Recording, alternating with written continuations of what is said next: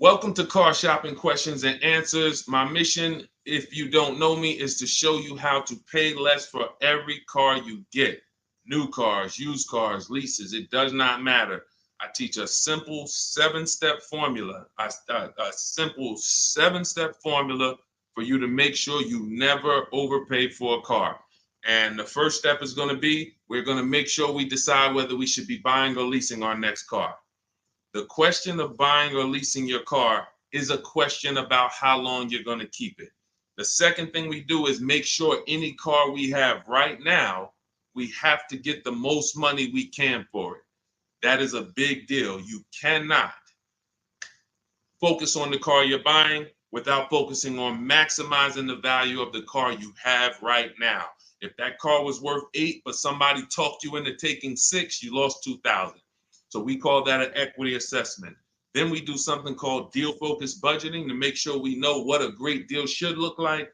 Then we make sure the car we're looking for, we go test drive it. We make sure it's a great car, do some very simple 5-minute research on it on Google. Then we move into step 5, which is getting 5 offers on every car. And then we move into paperwork. Then we take delivery. 99% of that is done from home. And that's why everything we teach is called Cars from Home. In fact, everything we'll be talking about is out my new book. It's a digital book called Cars from Home. It's 5-star rated. You can Google it, and you can get your copy for 75% off in the comment section on YouTube, in my TikTok bio. You will not leave the broadcast. You'll still be able to hear us. And in my Instagram bio and Facebook, we have a link for you to get your copy. So our first question comes from hold on one second. We'll get into our first question. Keep typing your questions, y'all. So Dolan's gonna pull them all in.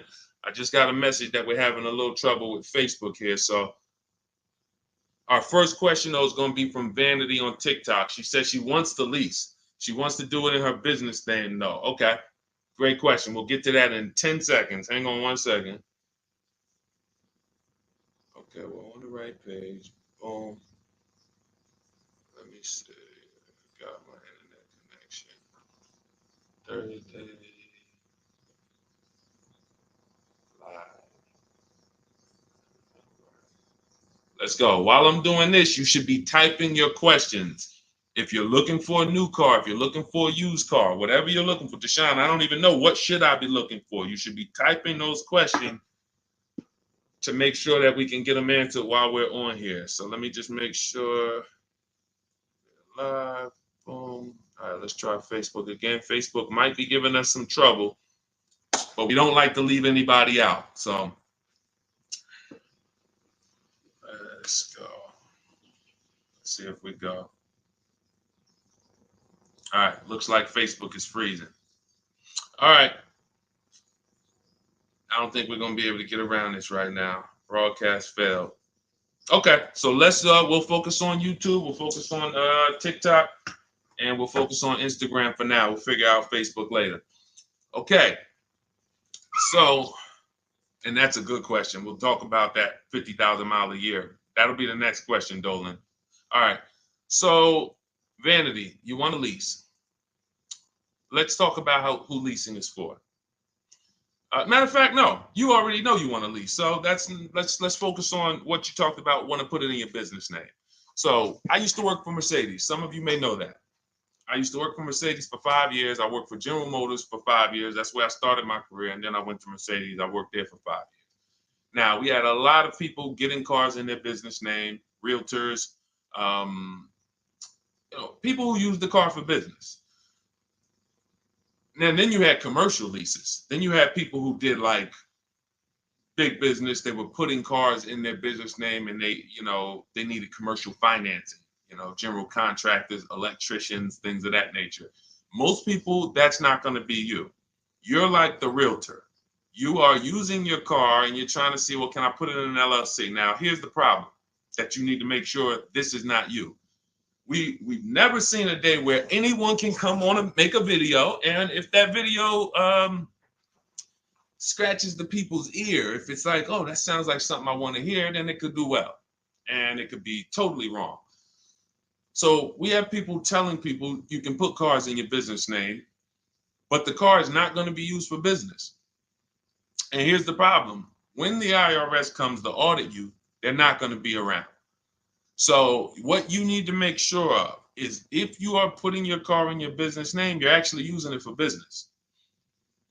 If you go and you get a couple hundred or a couple $1,000s a year in write-offs because the car is in your business name, and then you're audited and they ask you, well, what do you do with the car?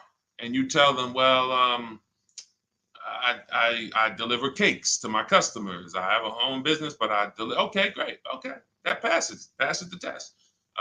Talk to your accountant. Talk to your accountant about this because I'm not an accountant.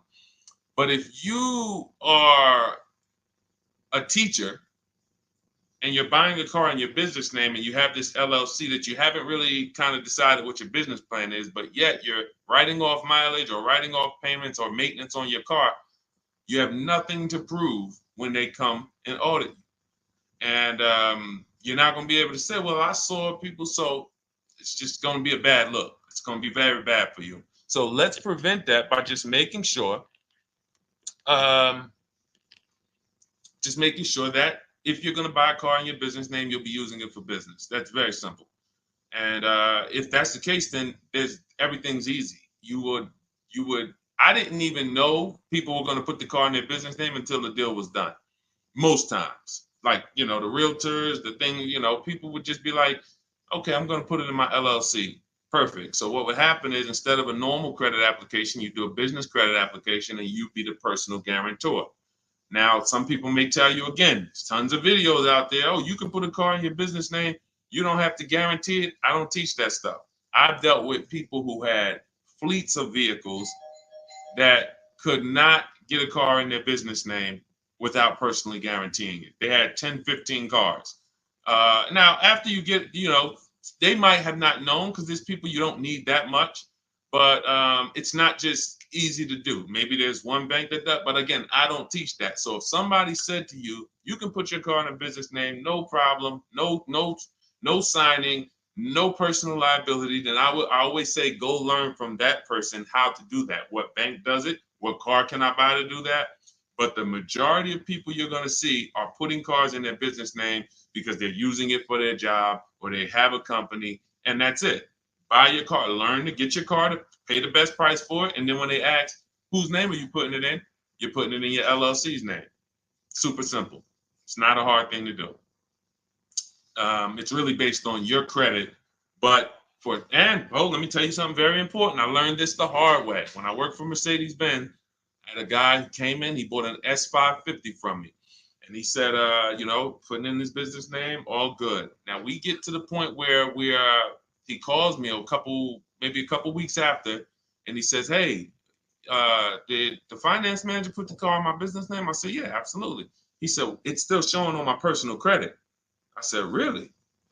Because the whole point of putting the car in the business name is if you have two cars in the business name, the income from the business should be making sure that those $1,000 in car payments don't come off your debt to income.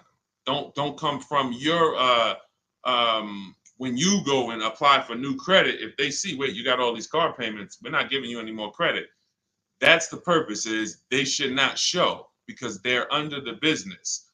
But there are certain banks, and in 2019, Mercedes-Benz Financial was one of them, who even if you put the car in your business name, they're showing it on your credit report.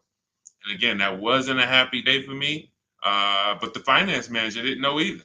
So it wasn't even like, it was like, so I've been telling everybody since then, if your goal is to put your car in your business name so it doesn't show on your personal credit, make sure you talk to a finance manager that works in that brand and you make sure that it is not going to show, because sometimes it does.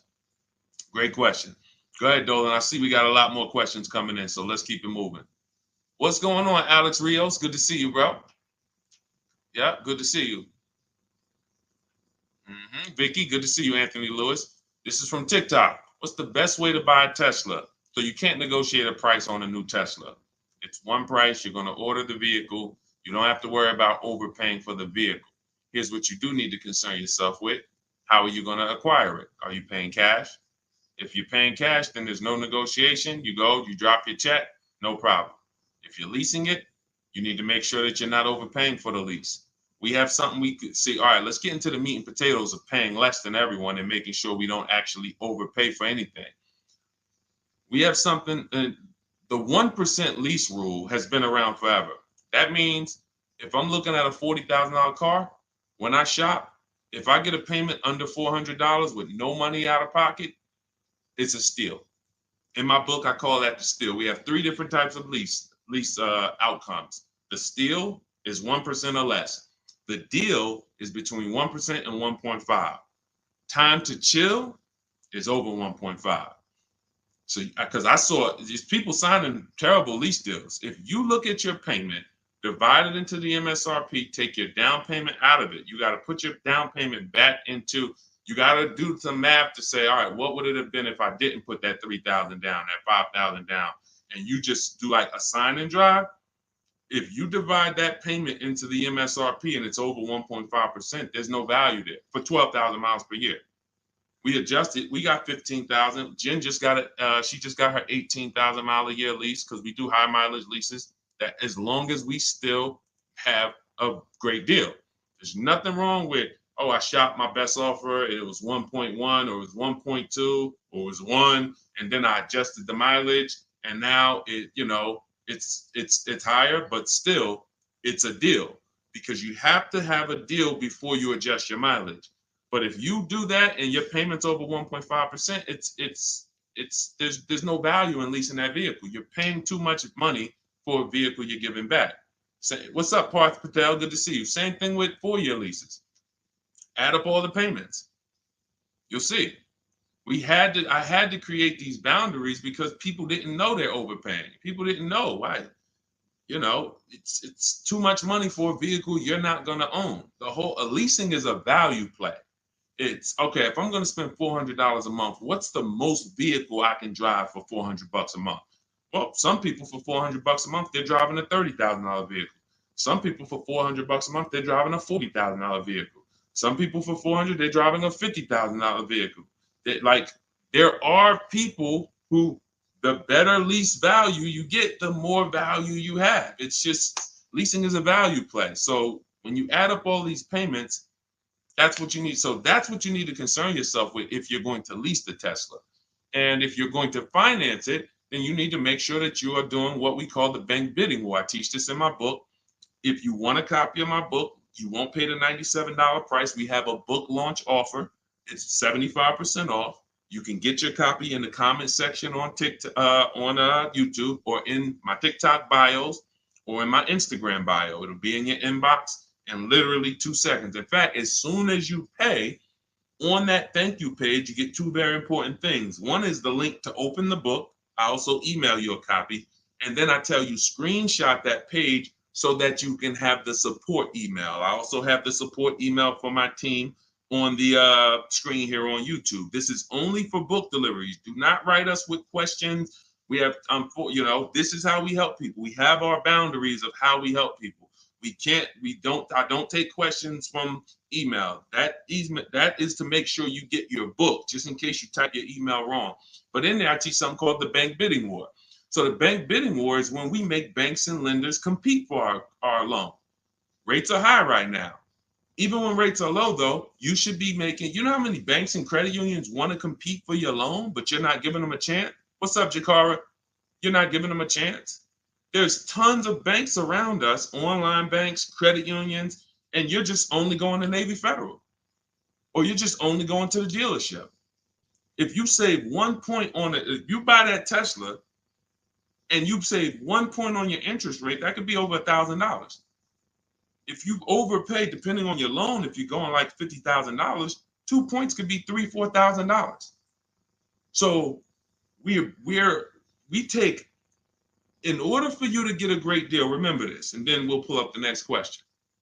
In order for you to get a great deal, I'm gonna make this very simple for you. You have to know that there are 3 transactions to every car deal.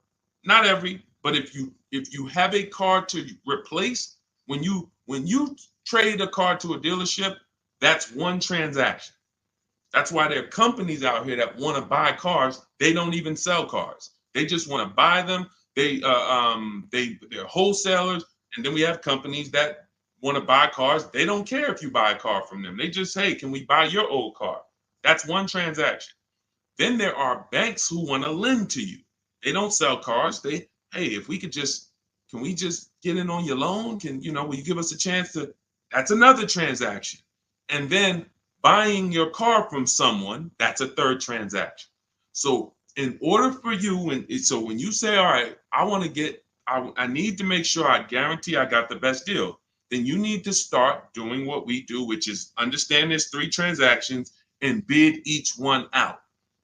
You can't negotiate your way to a great deal, but you can bid your way to a great deal. We get tons of bids when we're selling our cars. People who come, look at our car, looks great. They go to the accounting department, write a check. Here you go. Enjoy. Then we bid out our bank, our loan. Hey, and they allow you to do this. The dealers don't want you to know this. The banks don't even want you to know this. The banks really don't want you to know this.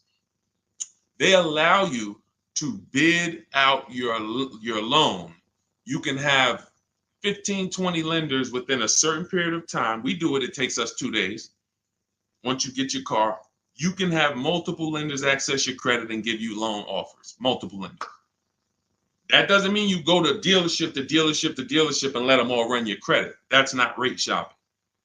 That's car shopping. That when they look at your credit report, they're like, okay, this person's going to every dealership they can and just letting everybody run their credit. That'll drop your credit. But finding a car, locking it up, in your case, it's going to be a Tesla, if that's where you go, and then coming home and saying, okay, now let me let Chase run this. Now let me let community credit unions get a shot at it. Now let me let Navy Federal. And hey, now let me let Lightstream. And I have resources I recommend in my bank. I'm in my book. No one pays me. None of these companies pay me. I hold myself to being a journalist in the purest sense. No one's paying me to get mentioned. This is who we use. This is who I use. So we have to know who these companies are and give them a shot at our business. And then we see, then the dealer might have 13 more banks. Then some people would say, oh, I don't let dealers run my credit. Well, you don't realize something. Dealers have tons of leverage with banks. Dealers can call because they give banks millions of dollars in loans a month.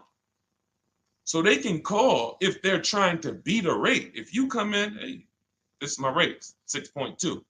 Oh, listen, I need to beat this rate. The problem is when you go and let them be your first offer. So when you get your Tesla, if that's what you decide to do, you need to make sure if you have an old car, you're bidding that out. CarMax, Driveway, Carvana, Kelly's Blue Book Instant Cash Offer, AutoNation, and Car Gurus, 6 offers in 20 minutes. Competing offers. CarMax, I'm going to say that again. Listen, everybody who's been on the stream, again, if this is your first time here, type the number 1. But even if you go credit union, see, understand, somebody said go credit union. If you're not making people compete, you can't. If you came out your credit union and you said, all right, I just got a loan here. If I said, hey, bet me $1,000 you couldn't get a better rate, would you take the bet? Probably not. Because you only let one person have a shot at your business. You don't know if this other credit union could have beat that. You don't know if Chase Manhattan could have beat that. You don't know if you did. There's 20 people that want to do business. So just to go in and say, all right, well, that's the credit union, I'm going to go with them. If they win the bid, then they got the business. But welcome to the first time people. What we do here is we bid. And you're going to learn that that's the easiest thing in the world. That's why car shopping from us. Look at people like Tote, BMW, $54,000 BMW, $690 a month, 1.26. She did it from home. Did it from home. Ended up saving $8,500 off, including the rebate. $8,500. Look, Benita, during the pandemic, I would love to honestly get someone on here who leased a Kia Telluride during the pandemic. I would love to see if your paperwork, if you did a no money down deal, I guarantee you're paying $800 a month, 700, 800, potentially 900 a month. Bonita got hers for 600 a month. Look, I always keep hers because some of you say, Deshone, when is the market going to get better? We've been making below market deals when there was blood in the street. That's it. As long as you know how to make people bid, you're going to get below market deals no matter what the market does. That's what, type a light bulb or type dollar signs if that clicks. The market wants you at the mercy of it. The market wants you thinking, well, all right, I think I'm gonna go in, Labor Day. All right, I know the holidays are coming up. That's marketing. They want showrooms full of people coming in thinking there's better deals this day, but there's not better deals. There's more competition for you. You have less room to negotiate when it's full, because the car sales people, when you start asking for too much money off, they're going to just escort you out because there's going to be a line of people behind you. Listen, Mr. Jones, hey, I'd love to do business with you, but we got people walking out the showroom. It's it's a busy day. We don't have enough salespeople. This is the best offer. It's less leverage when you go in there on a weekend. It's less leverage when you go in and the place is full. It's all perception. They're ringing bells. You're like, okay, everybody's buying a car. I don't want to leave here without a car. That all works against you. That's why it's not about the market. It's about you understanding that I can get great deals today when I learn to make people bid while I sit at home. And that's what I want you to get in my book, Cars from Home. It's a digital book. The reason it's a digital book is because I updated Vroom went out of business earlier this year. Had to update the book. Had I mailed you a copy of that would be irrelevant. But as soon as something happens, we go into the master file, update it. You got the new book. Vroom's gone, and you never even knew Vroom was there if you just got it. That's the whole point. Now you can get your copy. You can pull up the next question, Dolan. YouTube, I have a link for you. It's only good for 30 minutes, though. I'm not putting the welcome offer out there indefinitely because I'm incentivizing you to take action. The book is normally $97, worth every dime and more. That book is going to be one of the most valuable books to your bank account you ever bought. But as part of our welcome offer, you can get it for $97. You can get it for 75% off in my TikTok bio, in my Instagram bio. Go there now, get your copy, come back to the stream. Make sure you save the thank you page because that's where your book is. I'll email you a copy as well. And that's where the support email is, just in case you look in 10 minutes and that book's not there. It's usually because there's a typo in your email, but you'll have the support email so my team can get it for you. Okay, go ahead, Dolan. Shoot the next question up, brother. Okay. And could everybody who's enjoying the broadcast share this with one person? I appreciate you. Gail from YouTube, how are you? Should age be a factor if you lease or finance? That's a great question. Oh, she's 70 years young. No, it's only a matter of how many years you're keeping the car. I'll give you an example.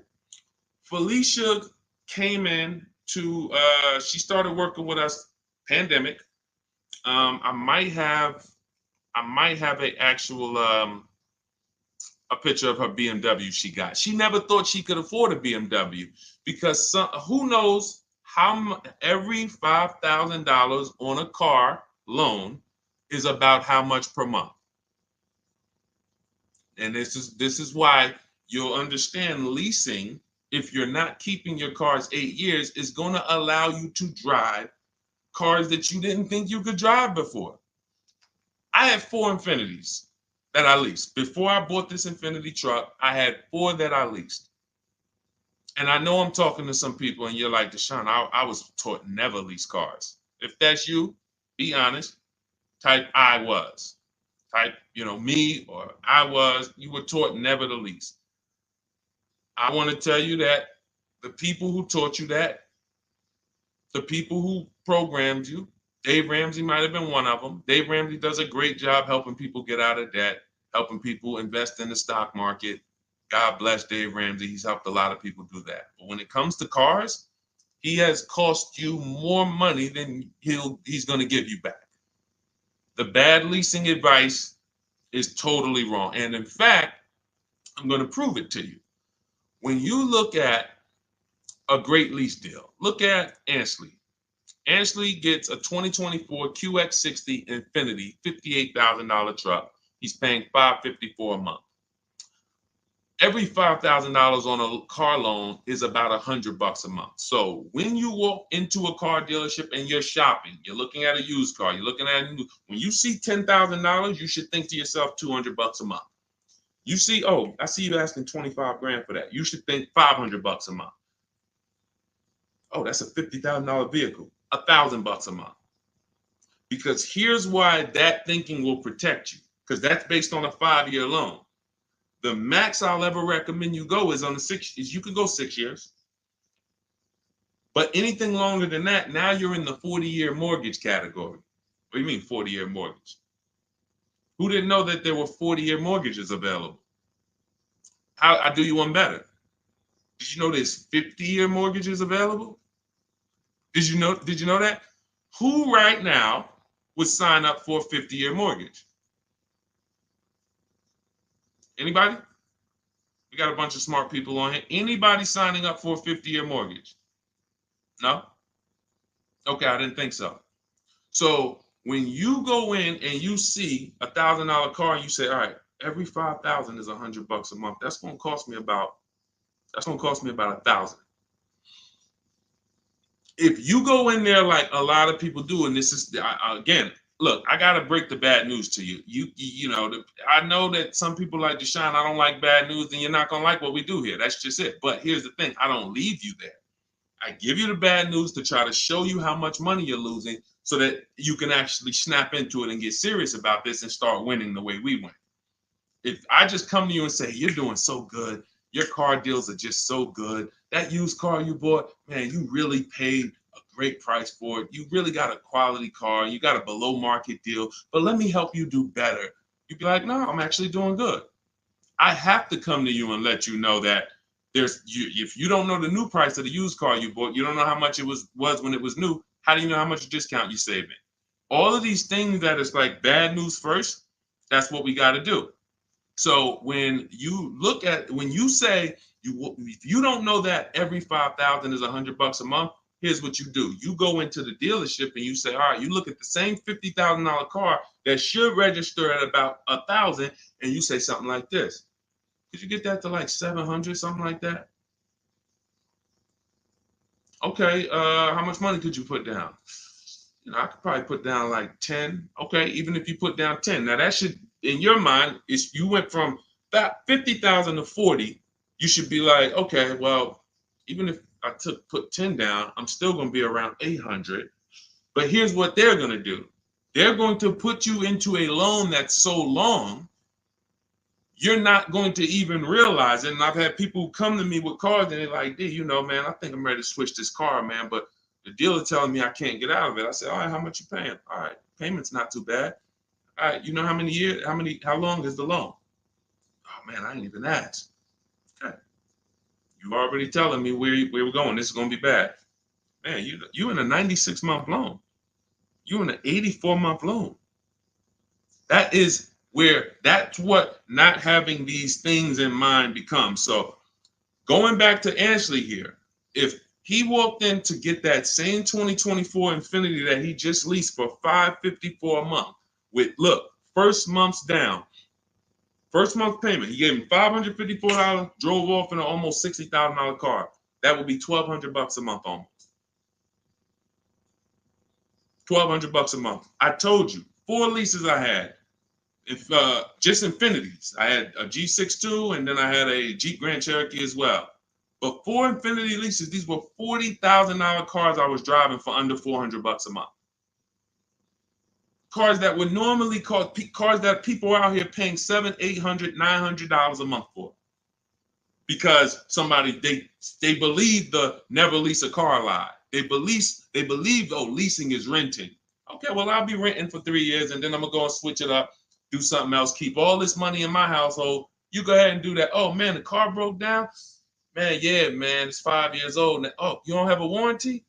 Nah, the warranty just expired. All right, man, listen. You go ahead and do that. That's why I say to people who you believe they owe you money.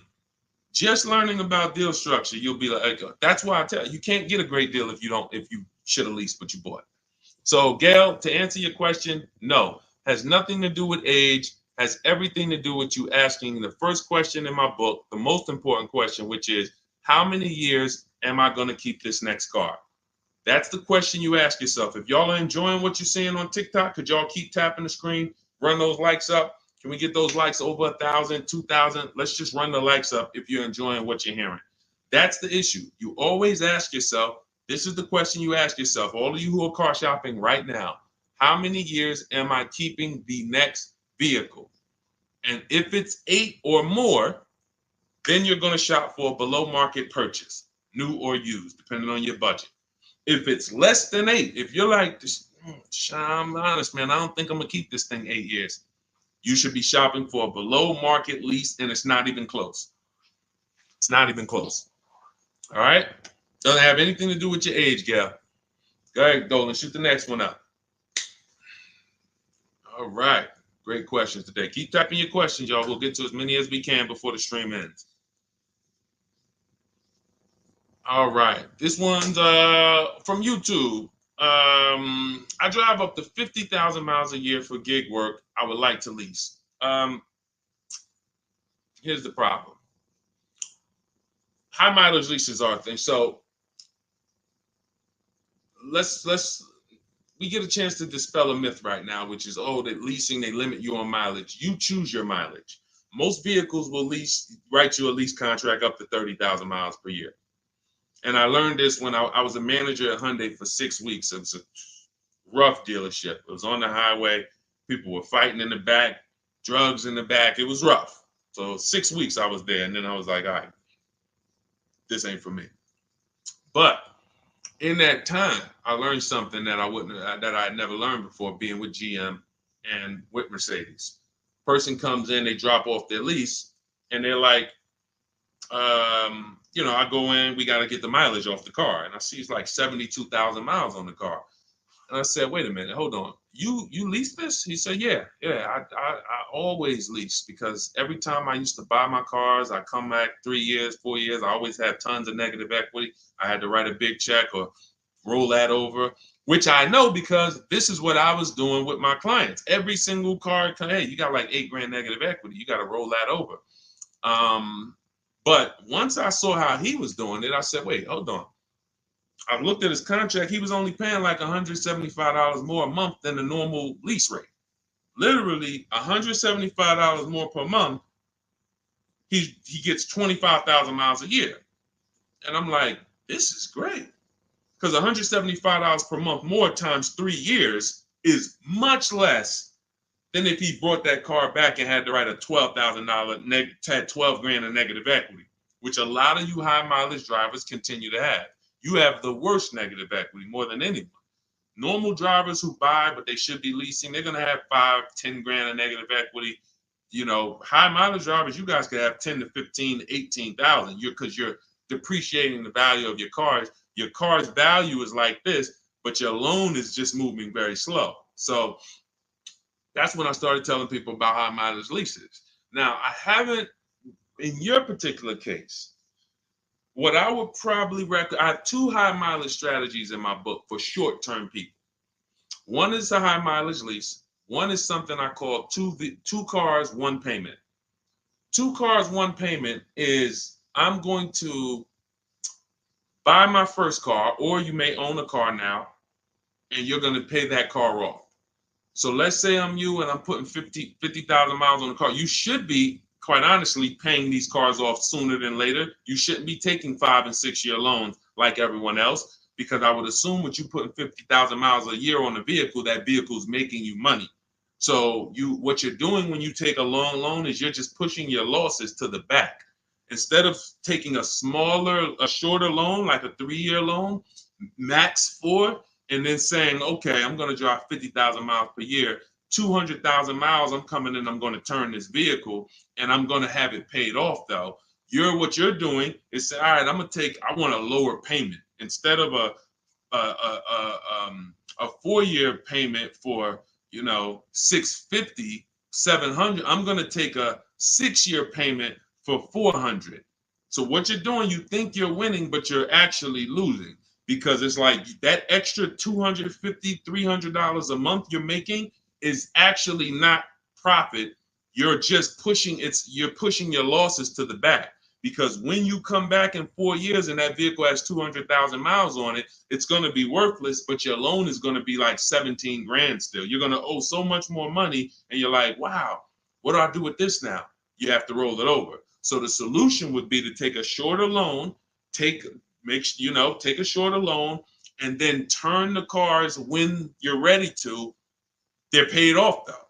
So it's a couple years old, it might be worth 5 grand, 7 grand. So now instead of you actually having negative equity, taking losses in the back end, pushing that loss to your next vehicle because you're rolling it over, you actually have an asset now, 5 grand, 6 grand, 8, that you can use towards your next car. But it's all about knowing I'm going to take less profit per month.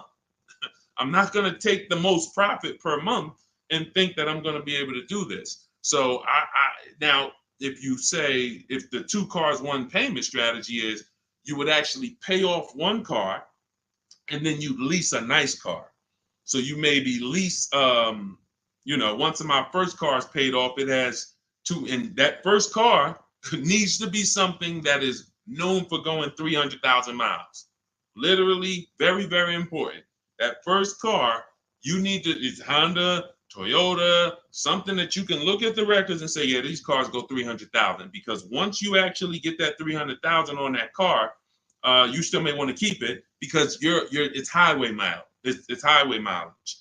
So I'm gonna have my car that I put my mileage on. I'll put maybe 25,000 on that Honda a year, or even 30,000, and then I'll have my lease that I lease for like 15,000 miles a year, or 20,000 miles a year. And then I got my nice car. I switch every 3 years, and I got my lease car. I got my mileage car to balance it out. That's 2 cars. You're always gonna have 1 payment. So that's really 2 strategies for you to consider: buying a car, taking out a short loan, switching the car every 4 years or so, and not leasing. Just literally run the miles up, make your money on it, come back, do it again. But do not buy these cars and put 5 and 6 and 7 year loans on them at all. That's what most people are doing, by the way. All right. Go ahead, Dolan. Great question. Great question. I love this stuff, man. I love this stuff. Kino, I see you. Armando Lara, if you're enjoying the stream, type $signs. If you're enjoying the stream, type $signs. $signs. I already know this stuff. I already know this stuff. I need you to know it. I need you paying, I need you confident in your deal. All right. TDA Tastemaker from Instagram. If I have a car in my possession, but I defaulted on my loan, but I still have the car, what's the best way to get my title? I don't know. You're not paying the loan, you defaulted on it, and you're trying to get the title. No way. There's no way. They're not going to release the title until it's paid off. Got to figure out a way to pay or sell. I don't even know. Can you sell it? Depends on where you are. How far behind are you? We can try to get out of that car, go into something less expensive. I would try to sell the car. I would go on CarMax, Driveway, Carvana, KBB Instant Cash Offer, AutoNation, like Car Gurus. Get my 6 offers, see if you can sell it. Go into something less expensive because that repo is going to follow you. So what's happening is this is baggage. This is why I need you to either fix your credit over the next couple years. You can follow Shonda Martin. Y'all know I recommend her all the time. She's just like me, but she does credit. She'll get on, tons of hours of information. She helped me, just little tips she helped me. I went like another 50 points on my credit score, just stuff I didn't understand because I don't study credit. You know what I mean? I'm not an expert in credit. Even though credit involved, think about that. Credit is a big part of what I teach. But I don't go into credit because that's its own subject. So Dave Ramsey would be like, hey, well, a lot of my people are buying cars. I guess I'll talk about that too. No, let the experts talk about that. You go find the experts and bring them to your people. So I always say, I don't talk credit, follow the experts. But when there's negative equity and bad credit affect your car deals. So the mission is, how do I make deals without negative equity? You got to know the cause. You should be leasing, but you keep buying. You should be shopping for below market leases, paying cents on the dollar, but you keep buying. Second cause, the second thing affects your deal is bad credit. So we got to make sure that we are working on our credit, and until your credit is fixed, you should be driving something inexpensive. Get the least expensive car you could afford. I mean, that'll Facebook Marketplace, drop $2,000, $3,000, $4,000. Find someone who's an owner. You want to find someone. I picked up a car because I work from home. We have another car. We got the Infinity truck. I picked up a car from a grandfather. He was 98 years old, and he owned it for 10 years, and it had 70,000 miles on it. It was an '08. I said, listen, how much? He said, $3,700. I said, all right, let's go. It's a great deal, and it's just my point A to point B car. Why do I need a car that I'm going to tie up a bunch of money in to go? I drive that car 1,000. If I drive that car 100 miles a month, 200 miles a month, that's a lot. You have to know, and I call this in my book, the SMART strategy. It's called saving money at the right time. If your credit is not right, you don't need to go out and try to flex. You need to be trying to get something inexpensive. Oh, but they're going, man, I can't pull up like this. Then you go ahead and be financially foolish. Go ahead, pay 19%. Go get the Dodge Charger you want and pay 20% on it. And you're gonna overpay for the car. Go ahead, do that. But don't say I told you to do that. So what I'm doing is I'm getting an inexpensive car that I'll find on Facebook Marketplace that an owner has had in their driveway. They know everything about it. Pick it up for a couple grand. Don't buy from these dealers who pose as owners who just got the cars from auction. You ask them, hey, how long you had it? Hey, what happened? They don't know anything about it because they just got it. And I'm getting an inexpensive car until my credit is established.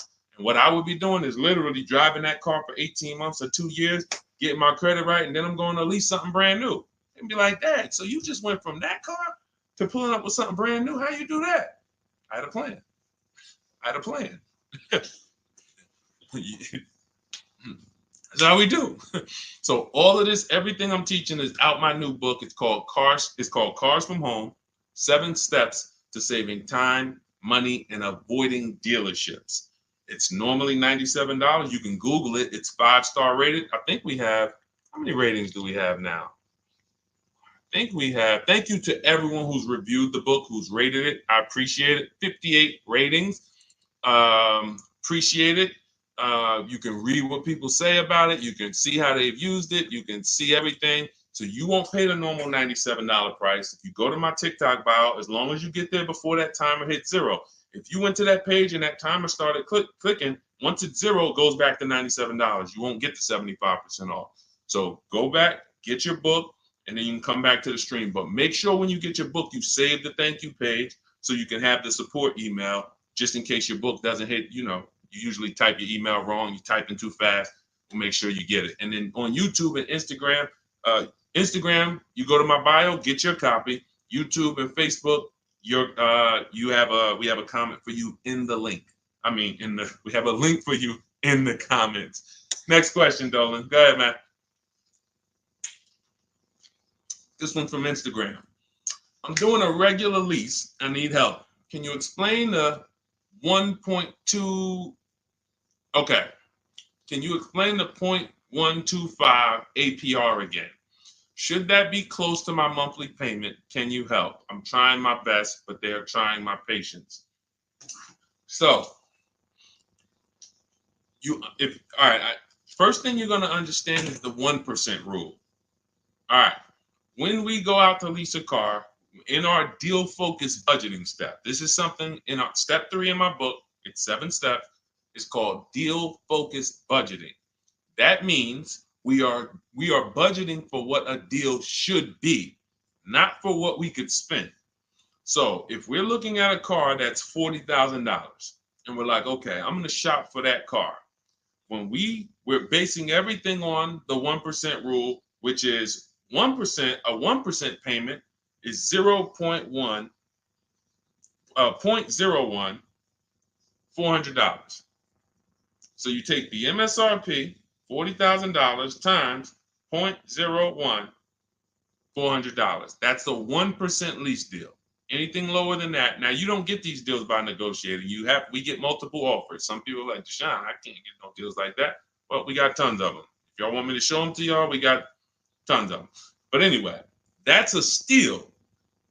That's not a deal. I call that a steal. Anything less than this, you stole a vehicle. Now, the 1.5% rule, which is 40,000 times 0.015, that's the max. That's the max. We're not going higher than that because once you add that up for 3 years, 36 months, 21,600, that's right around the cap of where we're gonna, because you got 40,000 plus taxes and everything like that. So call it around 43, 45. You want to pay no more than like 21.6 over 3 years. That's the cap. And if that's the best offer, it could be the lease program. They don't have much support. They got a high money factor. They got not much rebates, high demand, whatever it may be. But once we get 5 offers, if it's over 1.5%, we don't get those cars. So now what this person's asking about is that middle point, which is 0.0125. So we take the 40,000, we say 0.0125, that's going to be 500. So anywhere under 1.5 is a deal.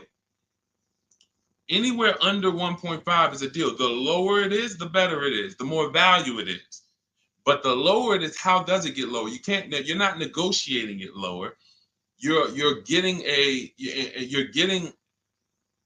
once you see all your offers, if your offers, and again, I don't know your name because it's not on here, but if your offers aren't $175 to $200 a month difference, then you didn't shop right.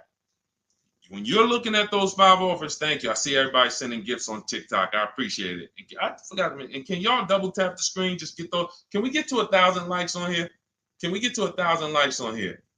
Can we double tap? Can we just keep tapping the screen? If y'all enjoying y'all spending time with us, can y'all help us get to 1,000 likes? Appreciate y'all. So this is where this is a midpoint.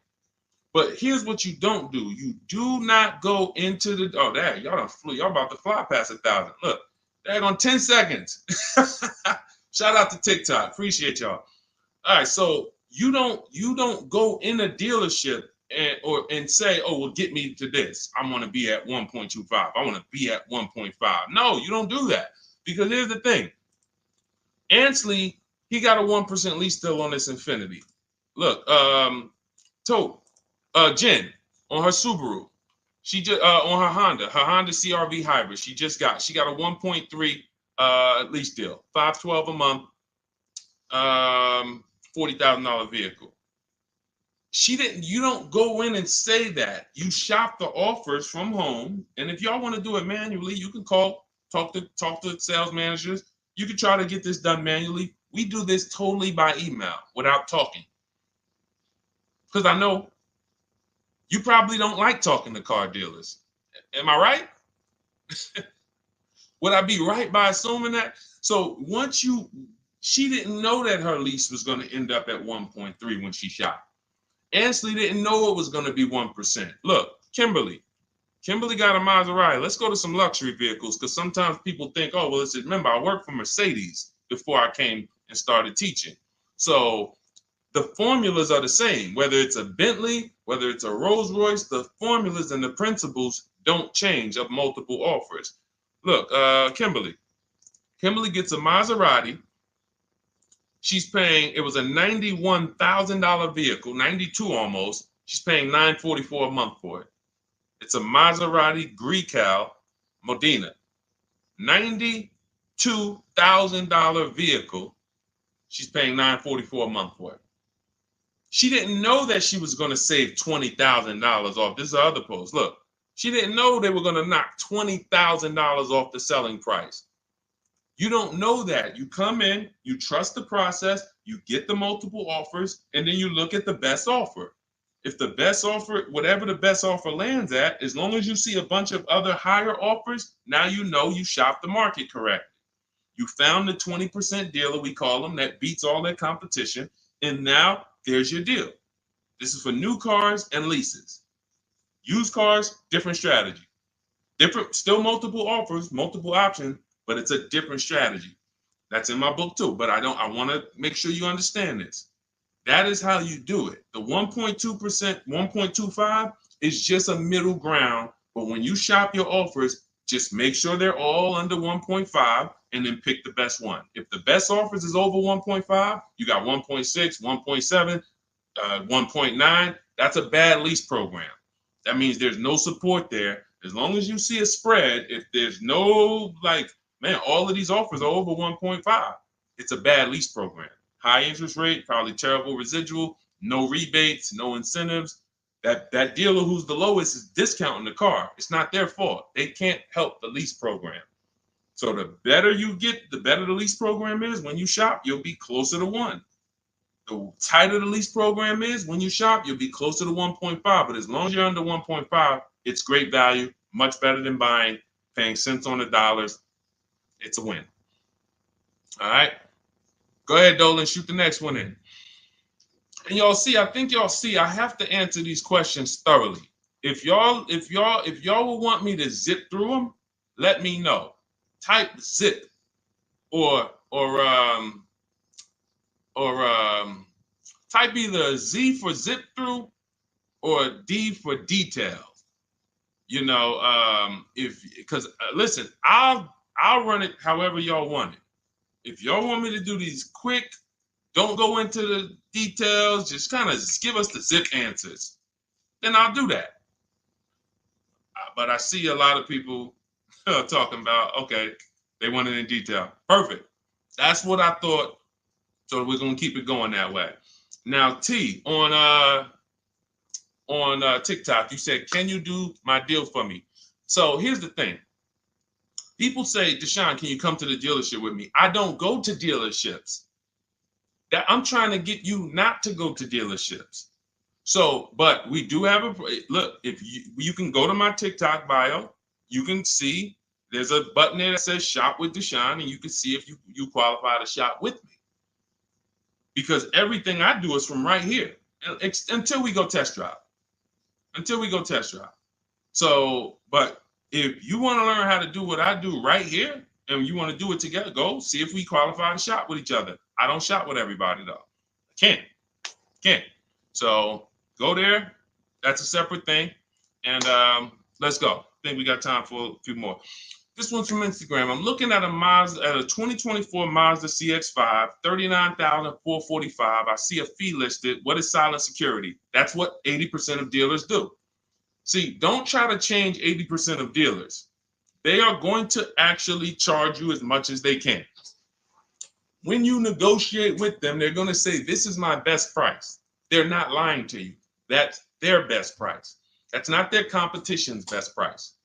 So when you're sitting at home, unfortunately, I think you could be from this mindset. Deshone, aren't all the Mazda dealer prices the same? There are people who think that. There are people who think like, okay, it's like the Apple Store. Like Apple Store next to me, Apple Store in Santa Clara, California, Apple Store in here, it's gonna be, these are all the same price. I'm gonna just deal with who's closer. It's like McDonald's, right?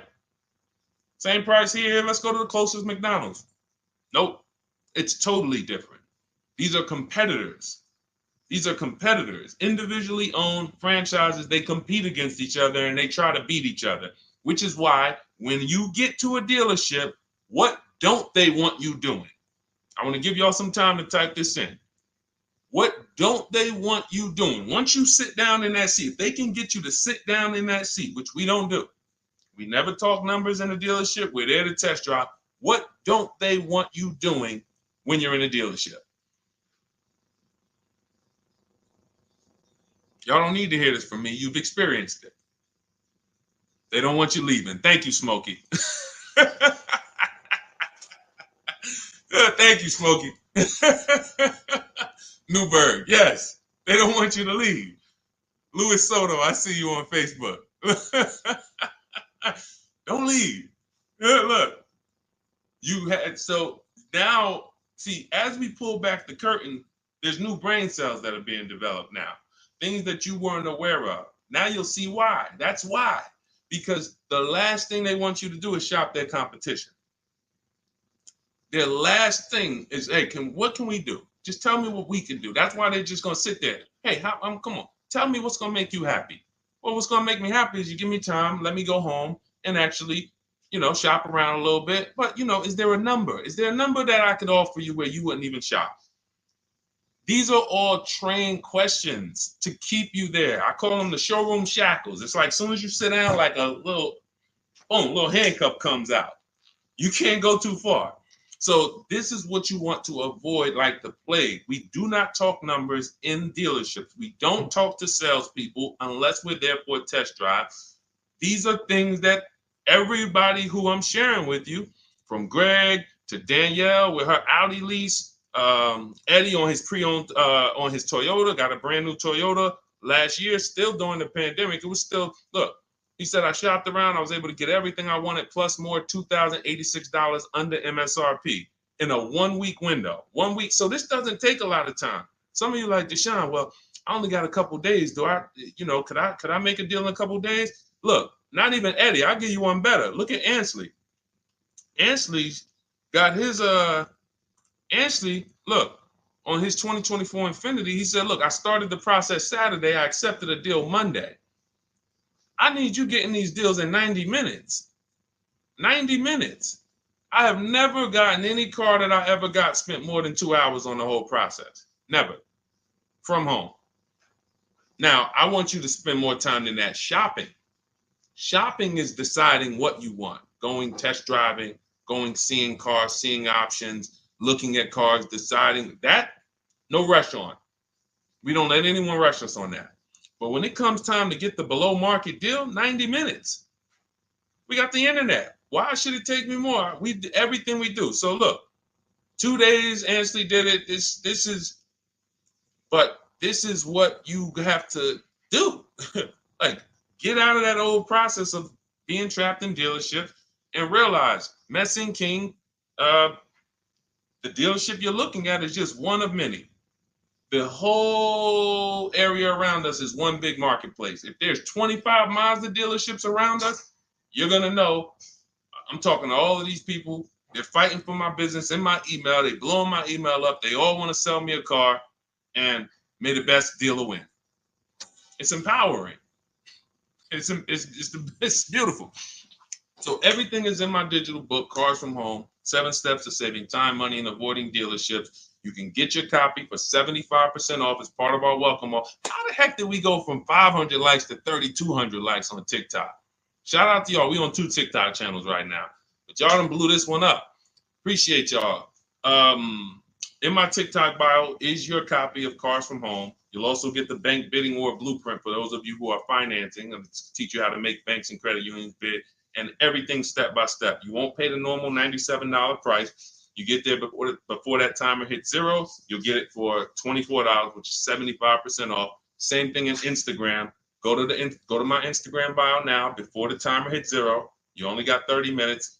Get your copy for $24 instead of $97. And on YouTube and Facebook, we have a link in the comment for you guys to get yours for 75% off. All right, Dolan, let's roll with I think we got time. Let's see how many. Go ahead, shoot the next one up. Looking at the clock.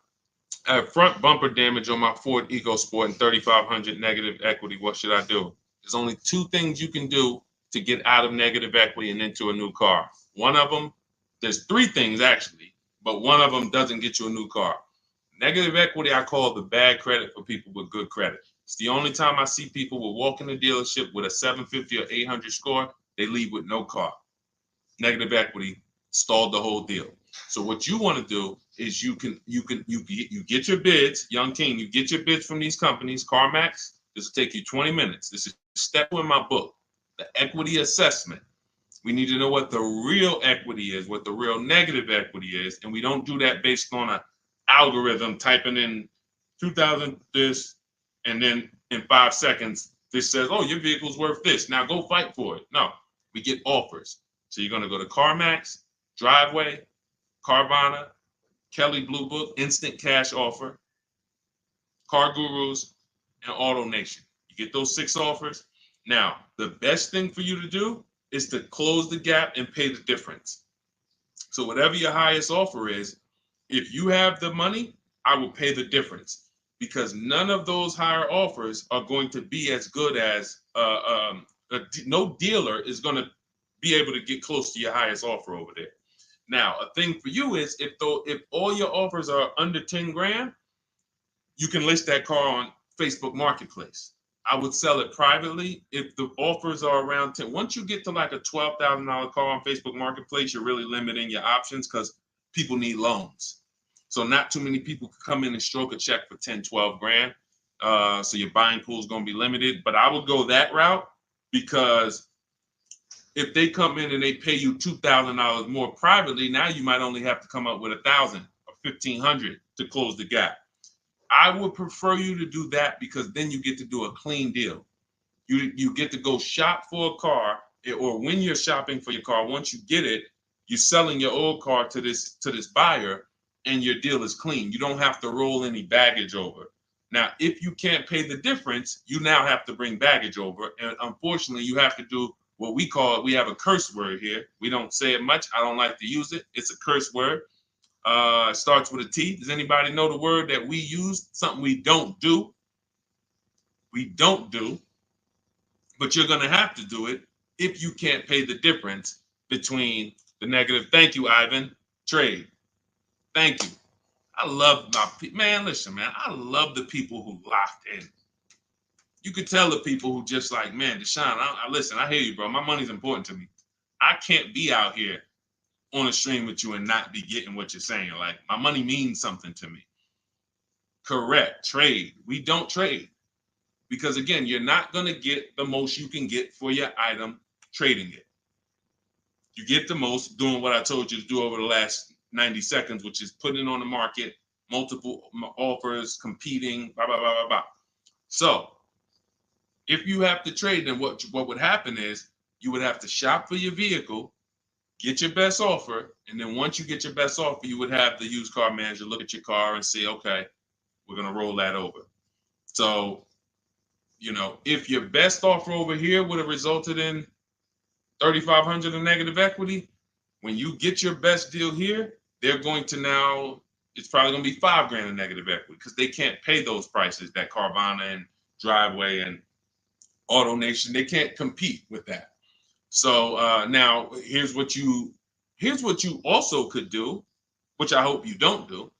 You can go into a dealership and just say, hey, can you trade me out of that into a new car? I want to lease or I want to buy something. And they'll pretend you won't even understand the numbers. They'll just be like, all right, what payment you want to be at? You won't understand how much negative equity you have. You won't even understand that. Yo, dad, y'all, how I end up with 6,000 negative equity from y'all? Oh, because you just let them merge the deal. You gave them 2 chances. So what we do is we shop for our new car, get our bids, or if we're looking at a used car, we use my multiple marketplace strategy in my book. We get our deal. We find our best used car. Once we lock it up, now we already know those prices. We know what our all-in price looks like, because whenever we get a price, we get it all in, taxes, everything in. And now it's like, all right, can you tell me how much you would pay me for my car? So now it's like, oh, okay. Now you can see, oh, it's 3,200 in negative equity. You need to see the numbers. You don't need to. I want you to see them so that no one can be pulling the wool over your eyes when it should have been 3,200 in negative equity, but they're going to turn it into 6 because you just came in and said, all right, y'all get me into a car. Just make the payment nice. So we always separate our transactions and bid them out, even if we have negative equity. That's not going to change. But in your particular case, if you have too much negative equity, you can't pay the difference. You lose the ability to bid out your car, which is a major part of what we do. We bid out our car so we can maximize that. If you can't pay the difference, you now have to trade, and one step of the bidding process you can't do, which is why I say stay out of negative equity. You should be going into a lease. It's no way. Only people who should be going from negative equity to another finance is if you had an emergency. which means like, okay, Deshone, I had a small car and my wife just had twins. Like, I had a two-seater, I had a coupe. She's having twins. Now we need a bigger car. I was going to keep it 8 years. I was going to keep the car 8 years, pay it off, keep it. But now this doesn't work for me anymore.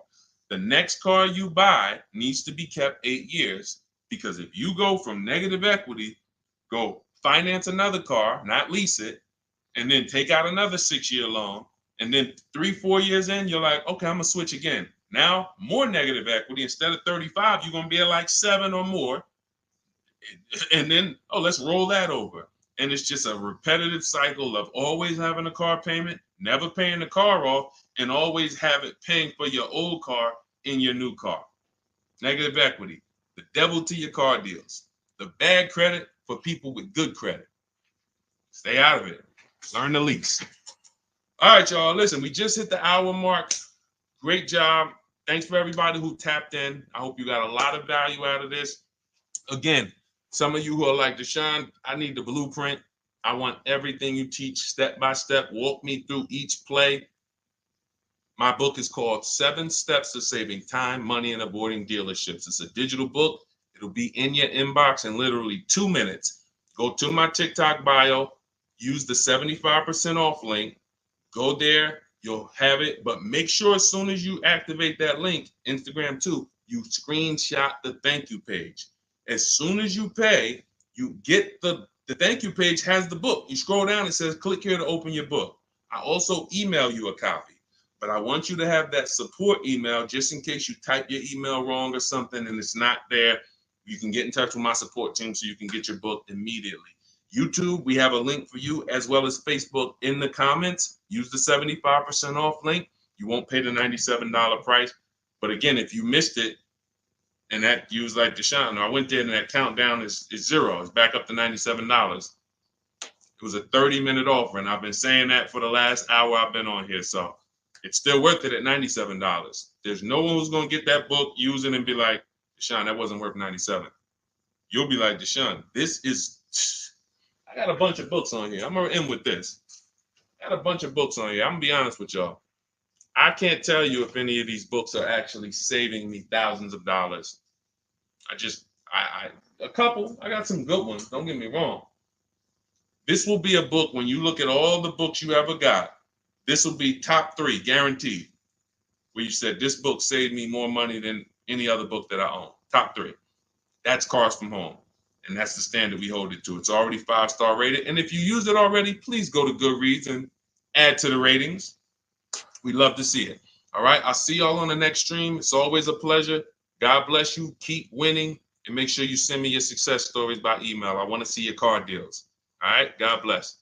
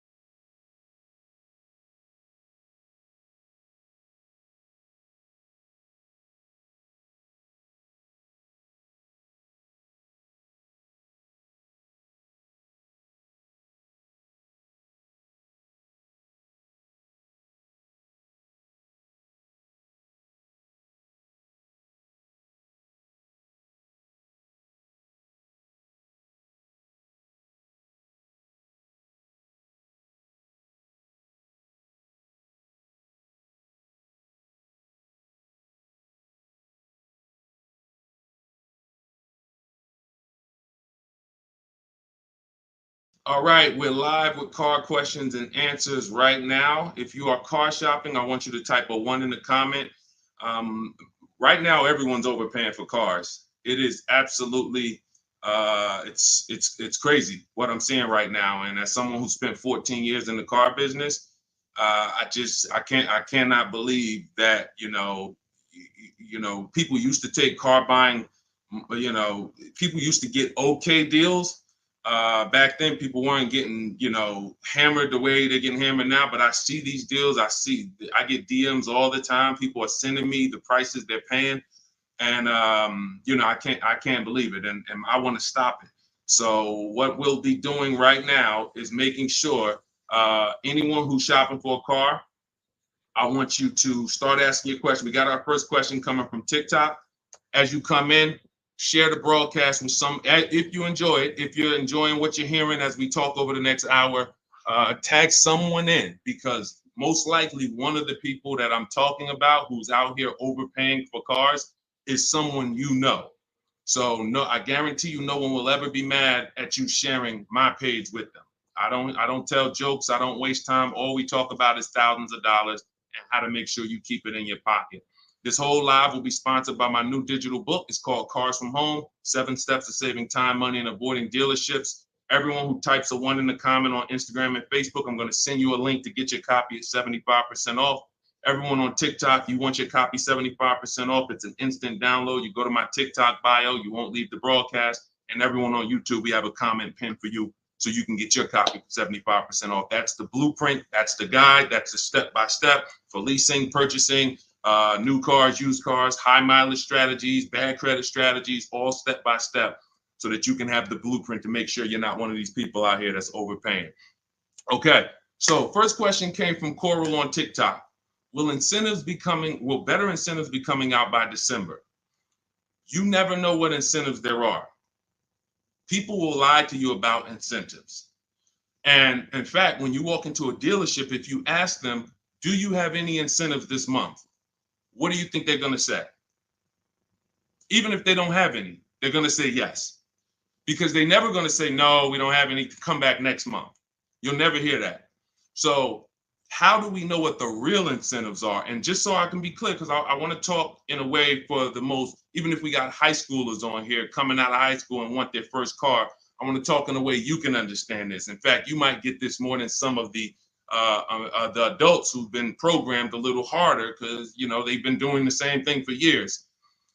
Incentives or rebates and low interest rates and anything the manufacturer puts on a car to help it sell more. So it could be a military rebate. It could be a conquest rebate. Conquest rebate is a rebate for a competitor's car you own. So if you're buying a Lincoln and you have a Jaguar, they might have a conquest rebate, a loyalty rebate, dealer cash, which is not a rebate. It's just literally cash that the dealers get to make deals with. It might be $1,000, $3,000 dealer cash. Federal rebates, we're seeing a lot of that with electric vehicles. There's no obligation for them to tell you about any of this stuff. If you go in there and you get a car and you didn't know any of this stuff existed, it's buyer beware. You lost. You don't get to sue anybody and say, wait, guys, I found out you guys had $7,000 in rebates you didn't tell me about. That's why it's our job to make sure we are getting the actual rebates. And how do we get it? We must shop multiple offers. Any car, and right now I'm talking to people. This is a new car and used. Some of the questions that we're going to get are going to be for new cars, leases. Some of them are going to be for used cars. This is a new car question. This is a lease question. Anytime you hear somebody really focusing on incentives, the only incentives you really get for used cars is if you're buying a certified used car, you might see a low interest rate. That's really one of the only incentives. A certified Honda might have a 1.9 interest rate. You're not going to see that. You're not going to see any rebates off a used car. But when it comes to new cars, oh my God, like I said, you could be $5,000, $10,000, $15,000 in rebates. In fact, Sean right here, check this out. Sean, who picked up his F-150 Lightning, I'm showing it on YouTube. So I know you guys on the other platforms can't see it, but on YouTube, Sean got an F-150 Lightning and the rebates totaled $15,500. When I worked for Mercedes, I sold a Maybach. It's actually called Maybach, but you know, most of you guys probably know it as Maybach. It had a $20,000 rebate on it. So if you come in there, somebody asked yesterday, we were live streaming, right? And the guy's like, how do I get them the invoice price? Invoice price, that's 2004 internet stuff. Without knowing that you're getting the biggest discount and all the rebates, you got nothing. And that's what you need to know. How do you do it? You got to realize 4 out of 5 dealers are going to lie to you. They're not going to tell you about all the rebates. They're not going to tell you about some of the rebates. They might say, hey, we don't have any rebate. And then later they'll bring them. The only way for you to get them is for you to get multiple offers so that you can see that. I always suggest 5 offers. I have a strategy in my book called the 25 to 5, where we connect with 25 dealers online. That gets us 5 offers. If you want to do it manually, you can pick up the phone, you can call, only ask for sales managers. Do not deal with salesmen if you are going to do this, because then you're going to be, I'm telling you, I spent 14 years in this business. Only if you're going to do it my way, you'll do it only by internet, no talking. If you're not getting the book, if you don't have my book, then you say, all right, I'm going to do it the manual way. Call, only speak to sales managers, or your life is going to be hell trying to get these offers. And you need to get at least 5, because as I said, once you get one offer and you be like, oh, wait, this person took off $1,000. That's their best offer. Then you get another offer. Wait, this person took off $3,000. That's their best offer. Oh, this person said it's $3,000 rebates and they took off another $3,000. They saved me $6,000. Oh, that's their best offer. Then you're going to start to see how people are out here overpaying, because they're not shopping multiple offers. They're getting one quote, going into their local dealer and saying, okay, do the best you can. And then they're signing just the deal, feeling, oh, I negotiated for 6 hours. This got to be a good deal. No, it's not. So you must, don't worry about what a day, Coral. Don't worry about, oh, the incentives will be good in December. Shop now, see what the incentives are now, and then shop them again next month and see if they change. And then in the holiday time, shop them again. But you're doing this by phone, or in my case, we do it by email. You're never going to be able to do this going into dealers. And I think for those of you if this is your first time on a broadcast with me, type first. First time you've ever been on a live stream with me, type first, because you may not be familiar with anything we teach here. Anything we teach here. And so this is going to be an unlearning process for you. I see you, Arlie. Good to see you. Okay, I see you, user 609. You don't have a name, so I see you, Nadine. Welcome. I see you, 357 Scene. I see you, I Spent Cinematic on Instagram. I see you, Just Too Blessed on Instagram. All right, well, type up everybody who's been with us for a while. I want you to type welcome to all the first-time people. I see you, Maurice Jenkins on YouTube. I see you, Libo on YouTube. Everybody who's been here before, you kind of know a little bit about the foundation, or you've been mastered this. Maybe you got cars using what we teach. Type a welcome to the first-time people, so we can let them know, welcome to the new way.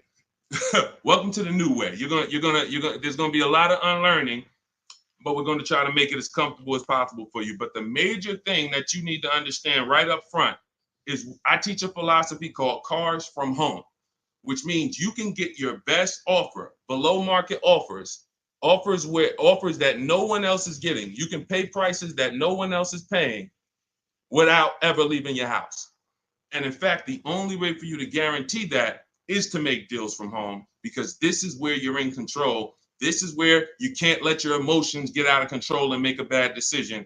And this is where you can use the internet to talk to multiple dealers at one time and have them bid for your business. All right.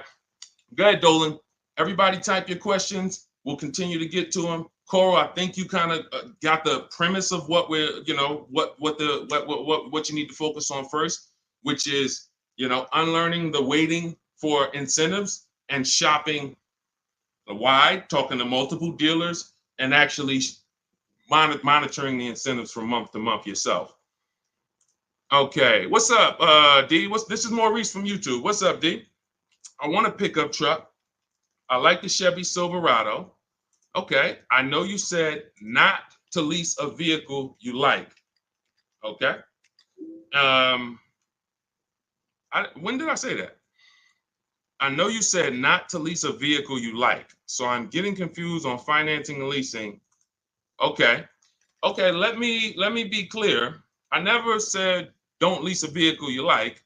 I know you hear a lot of stuff from me, and that could be you might have gotten confused somewhere. It's all good. Here's how who's ready to finally put the leasing versus buying to bed forever.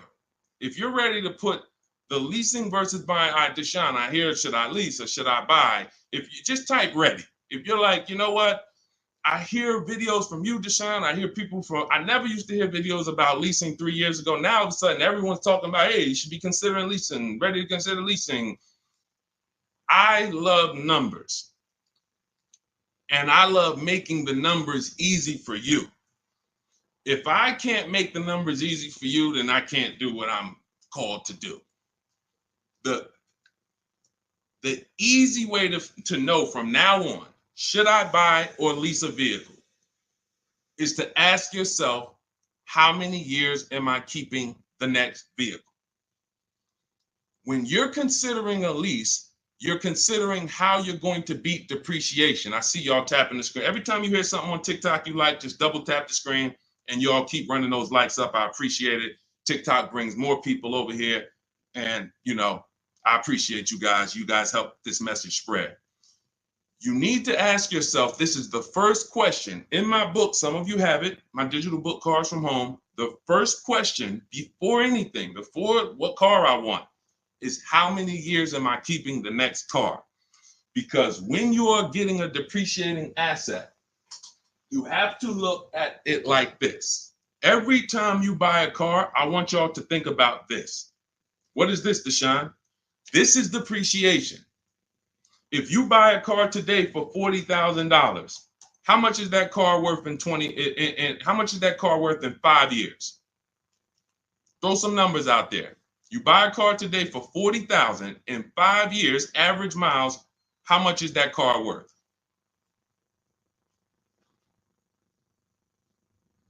How much is that car worth? Throw some numbers. 22. That's a good estimate. That's a good estimate. 357 said 4,000. You're not losing that much unless you just bought trash. Now, there is something coming to electric car owners soon, and we'll talk about that. Remind me to talk about the huge warning I have for electric car owners before we end it.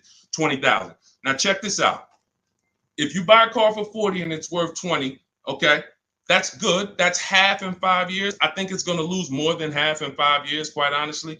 But when you're getting your car, you're trying to ask yourself, how am I going to beat depreciation? How am I going to prevent having something that I tie up money in for 5 years and that money is just losing value every time? Now, the way you beat depreciation is to keep the car a long time. Who has a car outside right now that they've had it more than 8 years? Type me. You know, if you have that car more than 10 years or 8 years, 10 years, you're not worried about what it's worth. It's going to be worth the same next year, about the same next year as it is today. That means you beat the depreciation. That means your depreciation is no longer like this. It looks like this. Today, your car is worth $8,000. Next year, your car will be worth $7,500. You're not losing that much value. Now, if that's not you, Deshone, I don't keep a car that long. 8 years, are you kidding me? No way I'm keeping a car that long. You should be shopping for a lease. Because when you get a below market lease, let me show you what a below market lease looks like and why there's no comparison to a below market lease versus a person who's buying. I'll take a random deal. Let's take Rosalie's deal. Rosalie she just got an Infiniti. I'm showing it on YouTube. Y'all can't see it, but I'll spell it out for you. She just got a $60,000 Infiniti truck. She's paying $592 a month, no money down. She gave him $592, drove off. Now, she got that price by getting multiple offers like I teach. You're not going to walk into a dealer and get that price. She contacted dealers online, had multiple dealers submit offers. The best dealer came in at $592 for a $60,000 vehicle. That's what we consider a 1% lease or less. Major value is the 1% lease rule has been around for a long time. $592 a month for a $60,000 vehicle. On the opposite end, we got people going out buying that $60,000 vehicle. If they did no money down, that's a $1,200 payment. So it's not even close. And it comes down to depreciation. All you have to ask yourself is, am I going to shop for a car that I'm keeping more than 8 years? If so, I'm purchasing. Don't think about leasing. It's not even important. Don't even think. People say, Deshone, you think everyone should lease? Absolutely not. If you're somebody who has the discipline and values to keep a car 8+ years, you should not be leasing. You should be shopping for a below market purchase, new or used. But if you're not keeping a car 8 years, you are spending thousands of dollars more than a person who's getting great lease deals. It's not even close, thousands more every year. And they're driving better cars than you. So Maurice, the only question you need to know about leasing is, are you going to keep this Chevy Silverado 8 years or longer, or less than 8 years? If less than 8 years, you shop for a lease, brother. Okay? Go ahead, Dolan. Next question. That's the formula, guys. That is the first question you ask yourself. The buying versus leasing question. How am I going to beat depreciation? Nothing more important than that. Got to put your deal on the right foundation. Okay, this is 777 from TikTok. They repoed my car. Do I still have to pay for the remaining balance? Well, that's a credit situation. When they repo your car, it's going to end up on your credit, and until you settle that balance, it's going to be there as a repo, and it's going to hurt your credit more. So at some point, you're going to have to deal with that. It's not going anywhere. So what a lot of people, and I would tell you, everyone who's having credit issues, you should be following Shonda Martin, Road to 750 Plus on Instagram, on TikTok. She's on every platform, and she teaches. She's basically the me of credit. All she does live Q&As. She can, go rapid fire Q&A. And when someone can sit on a live and answer questions on the fly, like random questions, that's when you know they're an expert in their subject. And I've seen her do that dozens of times. So you should be following her to see how to deal with that repo in the best way. But for sure, it's not going anywhere until you handle it. Go ahead, Dolan. Next question. All right. This is called RAV4 EXL Premium versus CRV EXL. Which is better to negotiate discount with at a dealership? There's no way to know that.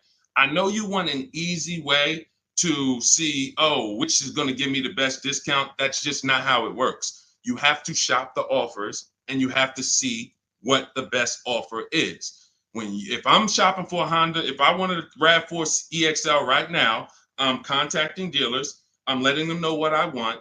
I'm reaching out to multiple dealers. I do it online. If you want to do it online, you can type the number 1 on Instagram or Facebook. I'll send you the discount link for my digital book, Cars from Home. You can use my scripts. All my email scripts, all my templates are in there, and you'll have the blueprint step by step. You can get your copy for 75% off in my TikTok bio or in the YouTube comments. If I was doing it manually, I'm calling and I'm getting multiple offers for this RAV4 EXL from multiple Toyota dealerships. And then I'll see, okay, the best Toyota dealer said they'll take off $4,000 from me. Okay, all right, cool. All right, now let me get the Honda deals done. So it's you don't know what it's going to be. Like give you an idea. This person, Kimberly here on her Maserati, she got a Maserati. She saved $20,000 off the price. I got the comment here. I got her post here that she posted with the details of her deal. $20,000 she saved on the price. She didn't know that she was going to save $20,000 on the Maserati.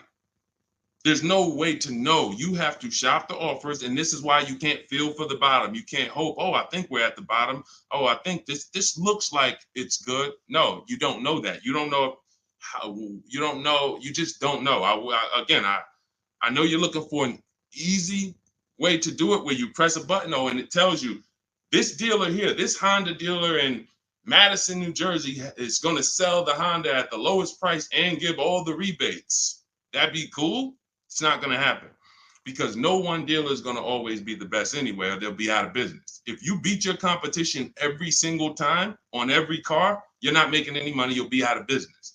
So at the particular time you want to shop, the mission is to find the dealer who is going to sell you the car at the lowest price because every one of them is different. So that's what I would do. And if you use my way, you do it quick. When you're using online tools, you can do it quick. Look, Ansley got a car. He said right here, he got his what did Ansley get? He got an Infinity truck. He got a 2024 QX. He said, I started the process Saturday. I accepted the deal Monday. Got the car delivered on Thursday. One weekend. Started the process connecting with dealers on Saturday. Had offers coming in, accepted an offer on Monday. He got a 1% lease deal, $554 a month on a $58,000 vehicle. You can do this on new cars. You can do this on used cars. You have the internet as at your disposal. You just don't know how to use it. And you have you have two departments in car dealers. You have what I call the sales floor. That's who I used to work with, the sales floor. Then you have the internet sales department. The internet sales department is to try not to give you a price and to make people who are trying to shop online get frustrated so they eventually come in. That's the goal of the internet department.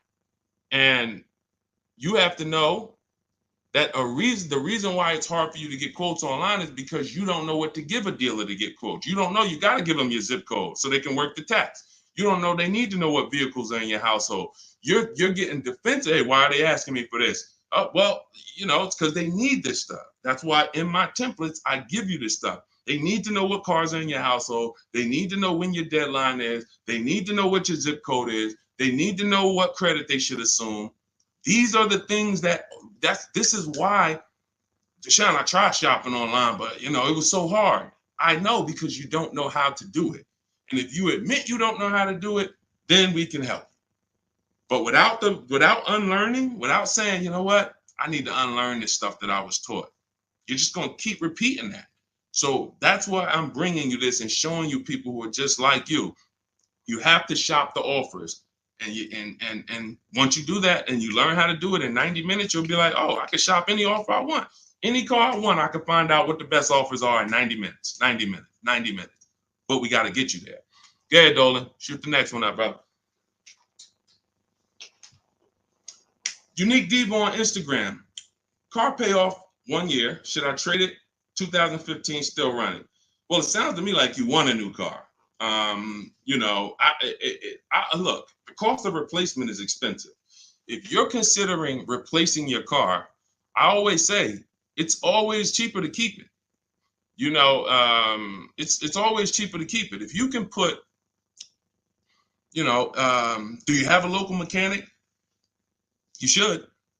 Everyone who has a car, especially an older car, you should have a local mechanic. Why? Because a local mechanic is going to save you 50% off of what a dealership is going to go through. There's some people who religiously go to dealerships every time something on their car goes wrong or breaks. They go to the dealership. Even with engines. Yeah, Deshone, I put a new engine in and paid $10,000. Listen, local mechanics will actually save, they're worth their weight in gold. And so if I can keep my car running, that's what you want to consider. Now, you still owe money on this car. So you shouldn't be buying cars. You should be leasing cars. Because anyone who is replacing their cars while they still have a payoff should be leasing. That's a clear indicator. There's many indicators. I gave you one. If I'm not keeping the car 8 years, I should be shopping for a lease. If you historically replace your cars while they still have loans on them, you should be leasing, because you're paying all the time. You're never getting to what I call the reward stage, which is a paid off car that is not depreciating anymore, that's in your driveway. You can keep it. You can give it to a family member. It's just a dependable vehicle. You pay a little bit every year to keep it running, but you have hundreds of dollars every year that are thousands staying in your household because you don't have a car payment. That's the reward stage. You have to get there. And if you're like Deshone, I don't keep cars that long, then you are overspending and you should be leasing, paying low payments, cents on the dollar. My first lease, I paid $256 a month for it. $256 a month. I had a Pontiac G6, brand new car. I had a friend who was paying $500 a month. Bought a Toyota. Bought it. And that's cool.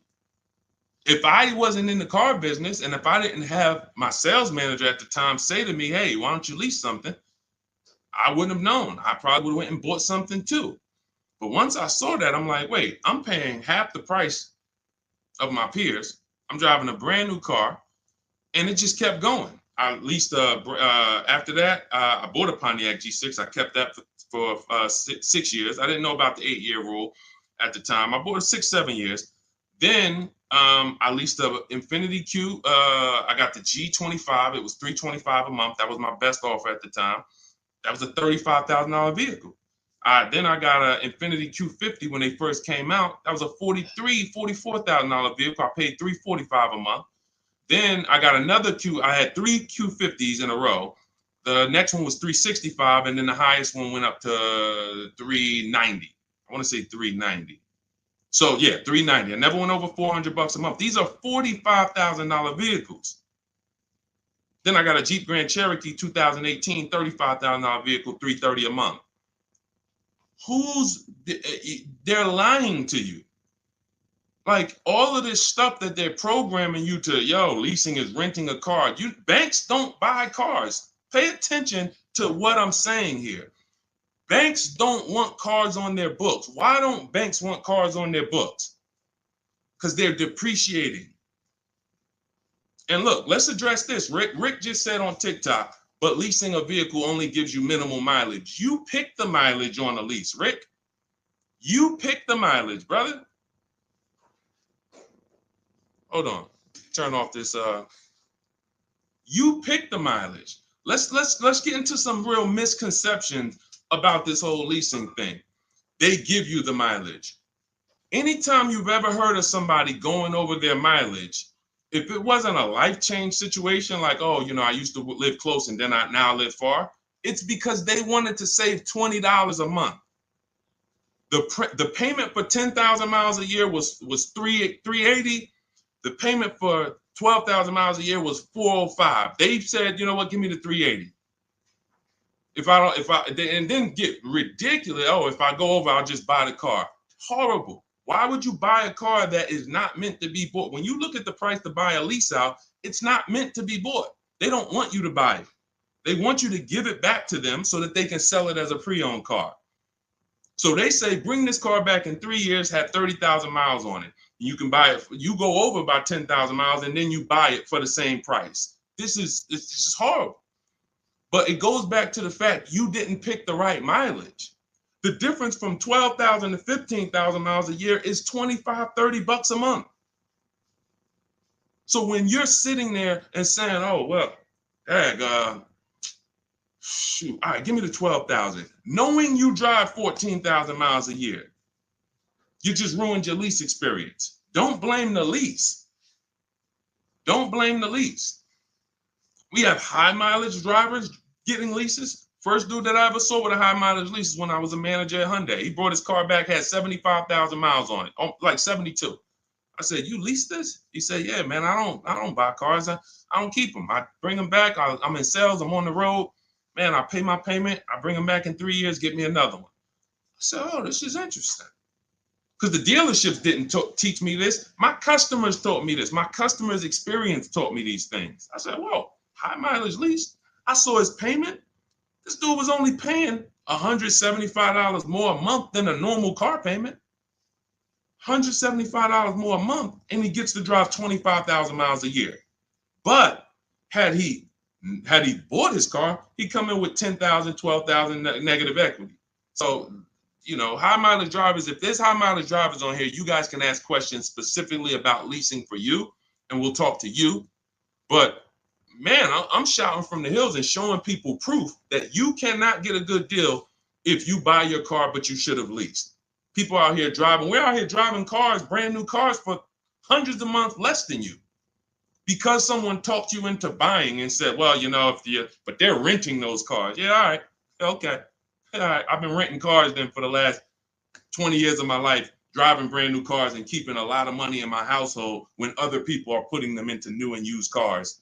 Okay. Yeah, I'll keep renting it. Go ahead, Dolan. Shoot the next one up, brother. Quintel Jameson on YouTube. Can you talk about the best process for turning in a lease and getting a new lease? First thing you want to do is do an equity assessment. Do you have any money you can make on that lease? Step 2 in my book, after we decide whether we're going to buy a lease, you already decided you want a new lease, so you check off step 1. Second step is, do I have equity in my lease? All through the pandemic, we had people selling leases. I helped hundreds of people that I know about sell leases for $7,000 to $10,000 to $12,000. A lot of them you can see in my older videos. They say, yo, man, you helped me make 7 grand. Yo, I sold 2 leases. I made 15 grand. My mother sold her lease. She made 10 grand. I sold my Jeep Grand Cherokee lease. I made $9,000 back then. But that's when all the resale values were high. So so we're not making that much anymore, but there's still an opportunity to have equity. And if you drop off your lease without doing an equity check, then you literally are giving money to the dealer. We have to do it. And here's how you do it. You call your bank, you ask them what your payoff is. Once you get your payoff, then you call and you go to these 6 websites. You do this in 20 minutes. Go to Carvana.com, go to CarMax.com, go to Driveway, go to KBB Instant Cash Offer. That's going to connect you with a local dealer online to put a price on your car. All of this stuff is instant. And these are all companies that you go to, you look at they look at your car, they say, okay, looks good. They go to the accounting office, they come back and give you a check. It's that simple. AutoNation and Car Gurus, we get 6 offers because everything we do is a bid. Like in the Cars from Home way of getting cars, the way we guarantee we got all the money and we saved all the money and we paid less than everyone is we get bids. Online systems allow you to get bids. When you shop on Amazon, that's a bidding system. That's a bidding system. The real estate market at large is a bidding system. They use competition to create the price. The only industry that doesn't is the car industry, but we do it. Cars from Home, we do it. So you're going to get those 6 offers and you're going to see, can I break even selling this car? Can I make $1,000, $2,000, $3,000 selling this car or more? Some of you have a lease and you didn't drive that much. Deshone, I had the lease. I only put 5,000 miles on it. You should be selling that lease and putting some money in your pocket before you go into your next lease. So, I know there's a lot of people on here. You might have didn't know you could sell a lease. Type a question mark if you didn't know that you could sell a lease. Sean, I never even knew I could sell a lease. Type a question mark. Type a question mark. First thing we ever do before we return a lease, because we are not going to depend on a dealer. I see you, Stephen Romero. Thank you for being honest. I see you, Jason Wilson. If you didn't know you could sell a lease, how much does that cost you? How much does that cost you already? I see you, Rick. Shout out to the people being. I see you, Stino. Cat Mom. I see you, Quintel. Yeah. So what we do before I will never return a lease, and we do this about 6 months out before the lease is up. We do this equity assessment. It's the second step in my process. All of this is in my book. If you guys want if you're like, Deshone, I want the blueprint. Give me the step-by-step. That's my new digital book, Cars from Home. Anyone on Instagram, you comment 1, I'll send you the link to get it for 75% off. If you download it immediately, you could be reading it today, using it, getting a car next week. Same thing on Facebook. Type the number 1. I'll DM you a link to get it at 75% off. And if you're on TikTok, go to my TikTok bio. Now, this is only for 30 minutes. This is a welcome offer for my new book. This isn't like, oh, we don't, just 75% off. This is what I do as a welcome offer for everyone to give you an opportunity. You won't pay the normal $97 price for the book. You'll get 75% off of that. And you'll have the strategy step by step. And on YouTube, we have a comment pinned for you. So you want to get your payoff. But now, very important, Quintiel, when you go on those websites I just mentioned, those 6 websites to get those offers, when they ask you, do you own the vehicle? Are you leasing it? Or are you financing it? Just type own. You want to know, what would you pay for the vehicle? When you call your bank, you're going to ask them, do I have a third-party restriction? So you're going to get your payoff. You're going to ask them, do I have a third-party restriction? If they say no, that means you can sell direct to the highest bidder. If they say no, there's no restriction on who you can sell. You can literally sell directly to them and get your check. If they say you do, and there are companies like Toyota, Chase, there's a couple leasing companies that don't have third-party restrictions. But if they say you do, now you can't sell direct to those people. You can sell direct to a dealer that makes the same brand. So if Honda has a third-party restriction, you can sell to a Honda dealer. And that's when we have conversations with a used car manager. Again, we don't talk to salespeople, y'all. We don't talk to salespeople. They're here to make your life hard because they're trying to fight for their money. and it's all good. I give you ways to, that's why the book is called Cars from Home, 7 Steps to Saving Time, Money, and Avoiding Dealerships. You need to avoid dealerships. When you're in a battle, a sparring battle with a dealership or a salesman, you're going to lose. It's a psychological war, and they do it 3-4 times a day. You do it 3 times, you do it 1 time every 3 years. So when the way I'm teaching you to do it, I'm never sending you to do battle with these people. So if you have a third-party restriction, we're now calling local dealers asking for the used car manager. We're getting offers from them, and then we're going to sell our car direct to them. And that's how we're going to get our equity out. That's if we have equity. That's the equity assessment process. That's how some of you are like going to pick up, that one strategy alone is going to pick up $2,000-$3,000 for some of you. Everyone doesn't have equity. But if you didn't know about equity, just that one strategy is going to pick up $2,000, $3,000, $4,000 for some of you. And over the course of your lifetime leasing cars, that's going to be worth more than that.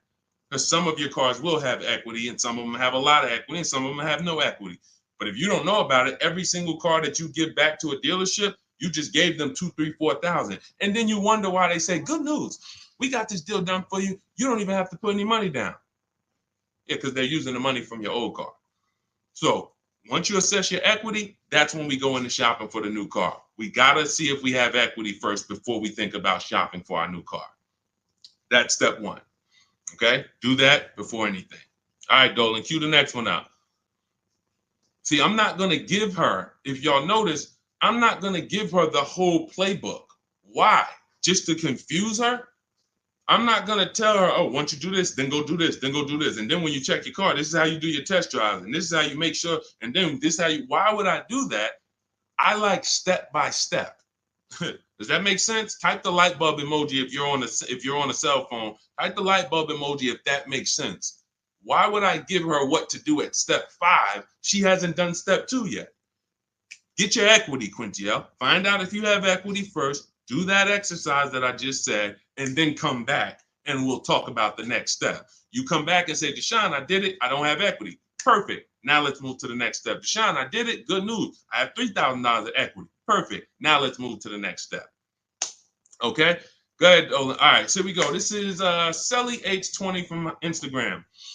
My vehicle was totaled this week. Sorry to hear that. Hope you're all right. I'm going to the dealer today. What should I know? The dealer today, there's 17,000 new car dealers in this country, 100,000 used car dealers. Every dealer has a different price. So you're going into what is the benefit to you of going into the dealer? You think, oh, well, I'm sold on my car. The best thing you can do right now is ask yourself the first question. Are you keeping your next car 8 years or not? Are you keeping Selly H on Instagram? Are you keeping the next car you're getting 8+ years or no? Let me know. This is Selly on Instagram.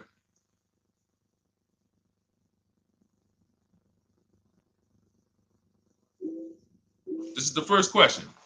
I want to give her time to ask. See, car buying, to pay the prices that you want to pay. It's not one step. It's not just give me this one jumbo step. No, it's a series of steps. It's a series of steps. And I think we live in a world right now that has programmed people to think, oh, I'm going to microwave my way to this whole car deal. Put it in the microwave and somehow I'm going to come out and pay less than everyone else. That's not how it works. You try that, you're going to pay more than everyone else, like all of these people out here who 9 out of 10 people going into a car dealership. If I was able to say, hey, how you doing? I see you just got your car. How you doing? My name is Deshone. They call me Deshone the Auto Advisor. You mind if I take a look at your car deal? You mind if I just take a look at your paperwork? Sure. 9 out of 10 people, I would say, all right, let me ask you a question. If I bet you $1,000 right now that in 48 hours I could find a deal way better than this that you just paid for, this contract that has your name on it, this is your monthly payment, this is how much you just gave them. Would you bet me $1,000 I can't find a deal way better than this? Not even close, thousands less than this. Most people are not taking the bet. And that's because they don't have confidence in their car deal. There's nothing else in life that you do this with. There's nothing else. You will never start a business and be like, oh, I started this business. Me and my family put up 50 grand for it, and be like, all right, well, did you do your due diligence? Did you, you would be like, yeah, we got an attorney. We did some consult. We took our time. It was a big decision for us. But a car, same 50,000. I'm going to go into the deal. Oh, and I want to make that deal today. It's programming. That's why I represent the unlearn, relearn brand, because I found when I first started teaching this, if people weren't willing to unlearn, those are the people I couldn't help. But the people who, they text me, unlearning. If you're unlearning, type the letter U, unlearning. This stuff is programming. And so I want you to really get out of that programming and realize that your safety is right at home. If you realize that everything that is going to save you money on your next car is right here in your living room, it's right in your office while you're at work. If you're traveling and you got an internet connection and you're like, man, I can make a deal from the airport. That's what it's about. The place you do not want to be is in the dealership trying to make a deal. There's no leverage there. There's no ability for you to shop competition there. And that's where everyone is overpaying at. Okay, we just talked about, Brandy, how to assess equity.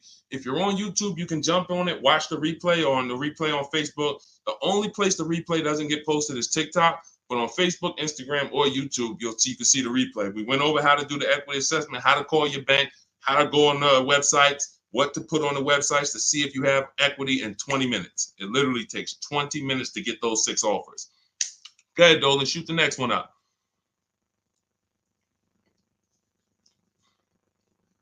Steven Romero from TikTok, shopping through Carvana. Carvana is one marketplace. That's all it is. Carvana, I know Carvana is, oh, you don't have to see. The reason Carvana wins is because people are scared of dealerships. There's no other reason than that. Carvana has historically paid more, especially throughout the pandemic. They were paying more to buy cars than anyone else. So let me ask everybody on here a question. We got at least, we got a good number of people on here. Let me ask, got some intelligent people. If you are paying more than anyone to buy cars, when you sell those cars, are you going to be higher or lower than anyone? If you're paying more than everyone, you're paying more than dealerships to buy cars. Everyone was selling their cars to Carvana, selling their cars to CarMax. If you are paying more than everyone else to get your inventory, when you sell your inventory, is it going to be higher or lower than everyone else? Exactly. Higher. Exactly. But how do they do this then? They do this because people are scared of dealerships. So they would pay more just to be able to say, thank God I didn't have to go to a dealership. Man, I saw my car come down that vending machine, and then I saw that car pull up to my house on the Carvana flatbed, and you just overpaid $5,000 for that car. They charge you for their service. Hey, to avoid going to a dealership, listen, we're not giving you the best price, but we are giving you the best experience. In our case, there's tons of dealers who will deliver a car to you. There's tons of dealers who you can have the same experience with. Every time we get a car, we have the same Carvana experience. My experience, the people who, look, everybody who you're going to see me go after right now, and if you hop on YouTube, you'll see this. Look, Tosha's experience, just like Carvana, did it from home. Look, Vincent got his used car, 43% off, 3-year-old Lincoln, 43% off the original price. Got it on, got it from home. Look, Ansley, we already went over Ansley. Sean saved 20 grand on his F-150 from home. That's a Carvana experience. Look, Rosalie, we already talked about her. Carvana experience. Look, Jen got her Subaru, leased it from home. You can give yourself the Carvana experience without paying the Carvana price. And when you're shopping for a used car, Carvana is just one marketplace. You also need to open up CarMax, Driveway. In my book, I have what's called the multiple marketplace strategy. The way you shop for used cars, the way we shop for them, is different than the way we shop for new cars. New cars, we use a strategy called the 25 to 5. That's when we reach out to 25 dealers. So we're shopping for a Toyota. We're going to reach out to 25 Toyota dealers online. We do this in 20 minutes. We send them our templates. All of that is in my book. It's a digital book. You copy and paste my template. So you do need to be able to copy and paste. Let me preface that. Do not get my book if you're not familiar with copying and pasting and emailing. I got to preface that. I know people, Deshone, isn't everybody good with that now? No, everyone's not good with that. I've been doing this for 3 years now. I know everyone is not able to copy and paste and just send emails. You know, everyone, that's just, so I have to preface that. But that's how we reach out to new car dealers. We're going to reach out to them for leases and for new cars online using scripts, and we're going to get 5 offers with the scripts. With used cars, it's totally different. We're not reaching out to 25 dealers. Every dealer has their inventory on a marketplace. If they don't have their inventory on a marketplace, do not shop for it. Don't talk to them about it. If they don't have that inventory in a place where it's in a competitive environment, I don't want to talk about it. Who saw the video when I was in the car dealership and I said, this is a used car, it doesn't have a price on it. I was in the car dealership and I said, look, anytime you see a used car, if it doesn't have a price on it, you know, don't negotiate on it. If you saw that, type I saw it.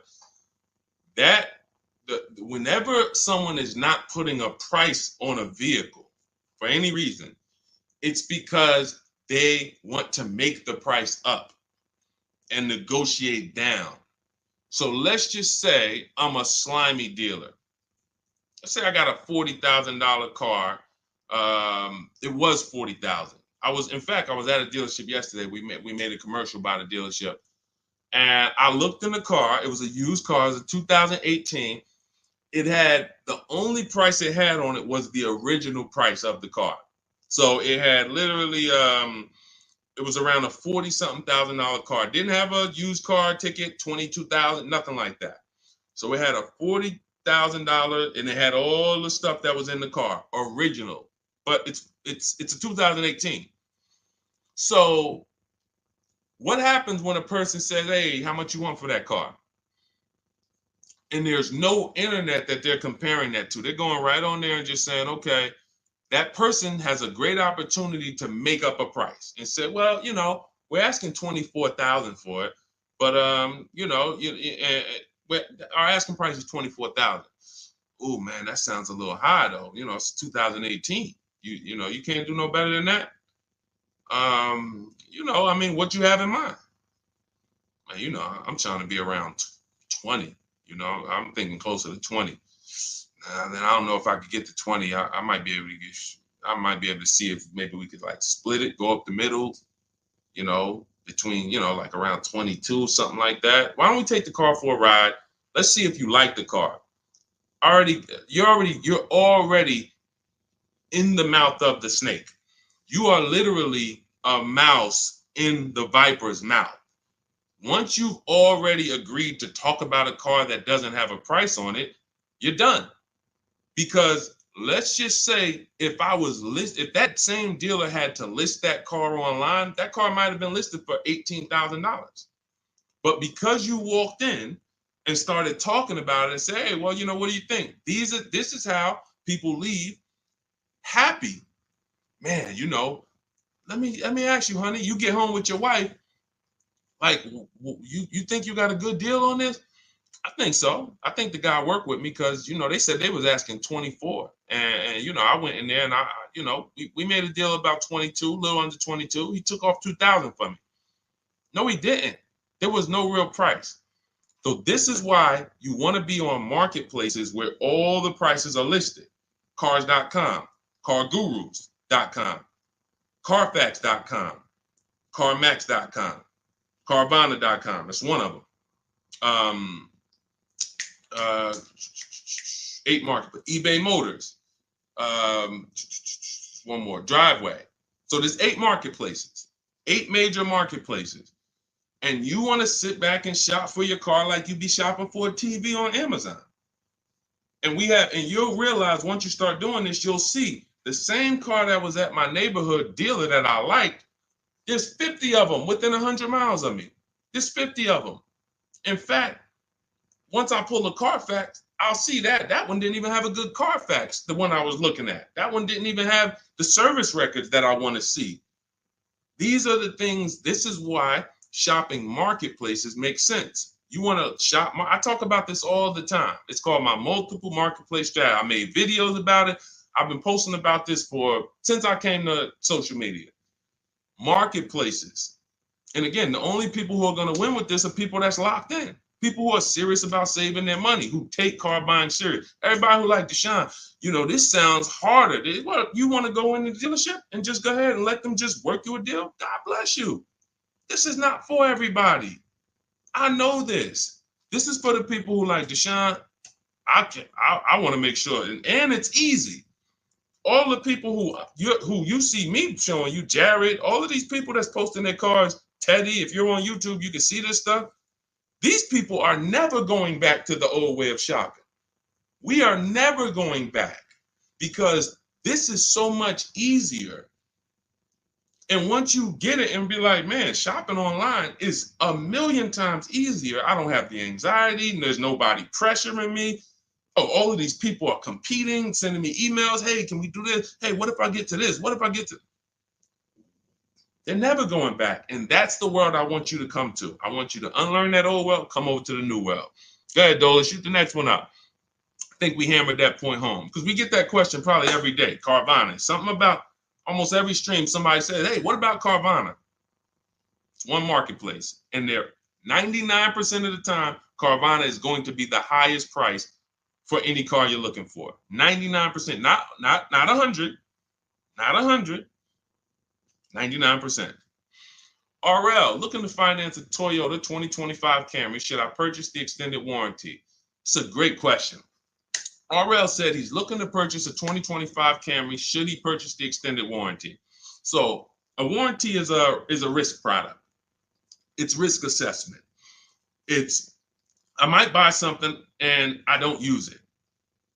The key to understanding if you should get a warranty is to ask yourself, how expensive is it to fix this car? And does this car have a high likelihood of things going wrong?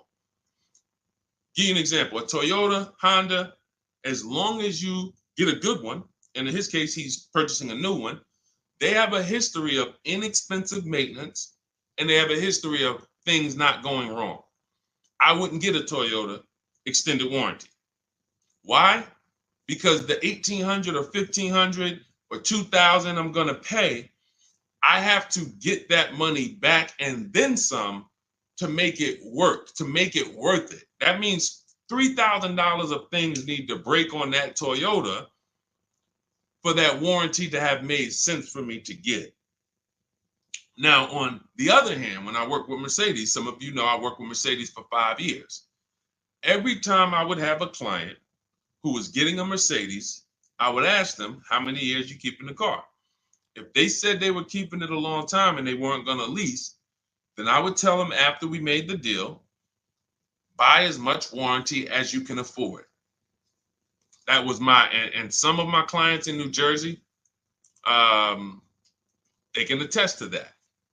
I was very unapologetic about it. Buy as much warranty as you can afford. Because when something breaks on a Mercedes-Benz, nothing is less than 4 digits. There is no, oh, this broke. It's only going to cost us $400 to fix. Nope.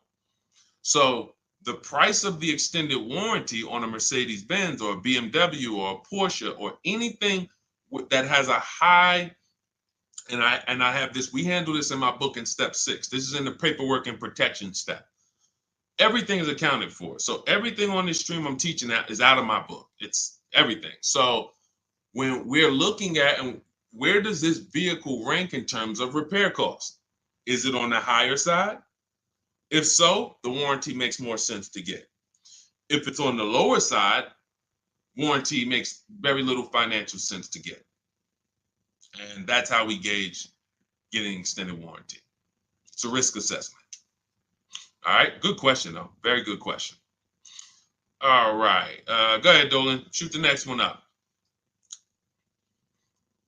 Too Cool 09 from TikTok. Should I buy or lease a vehicle through my LLC or through myself, or does it matter?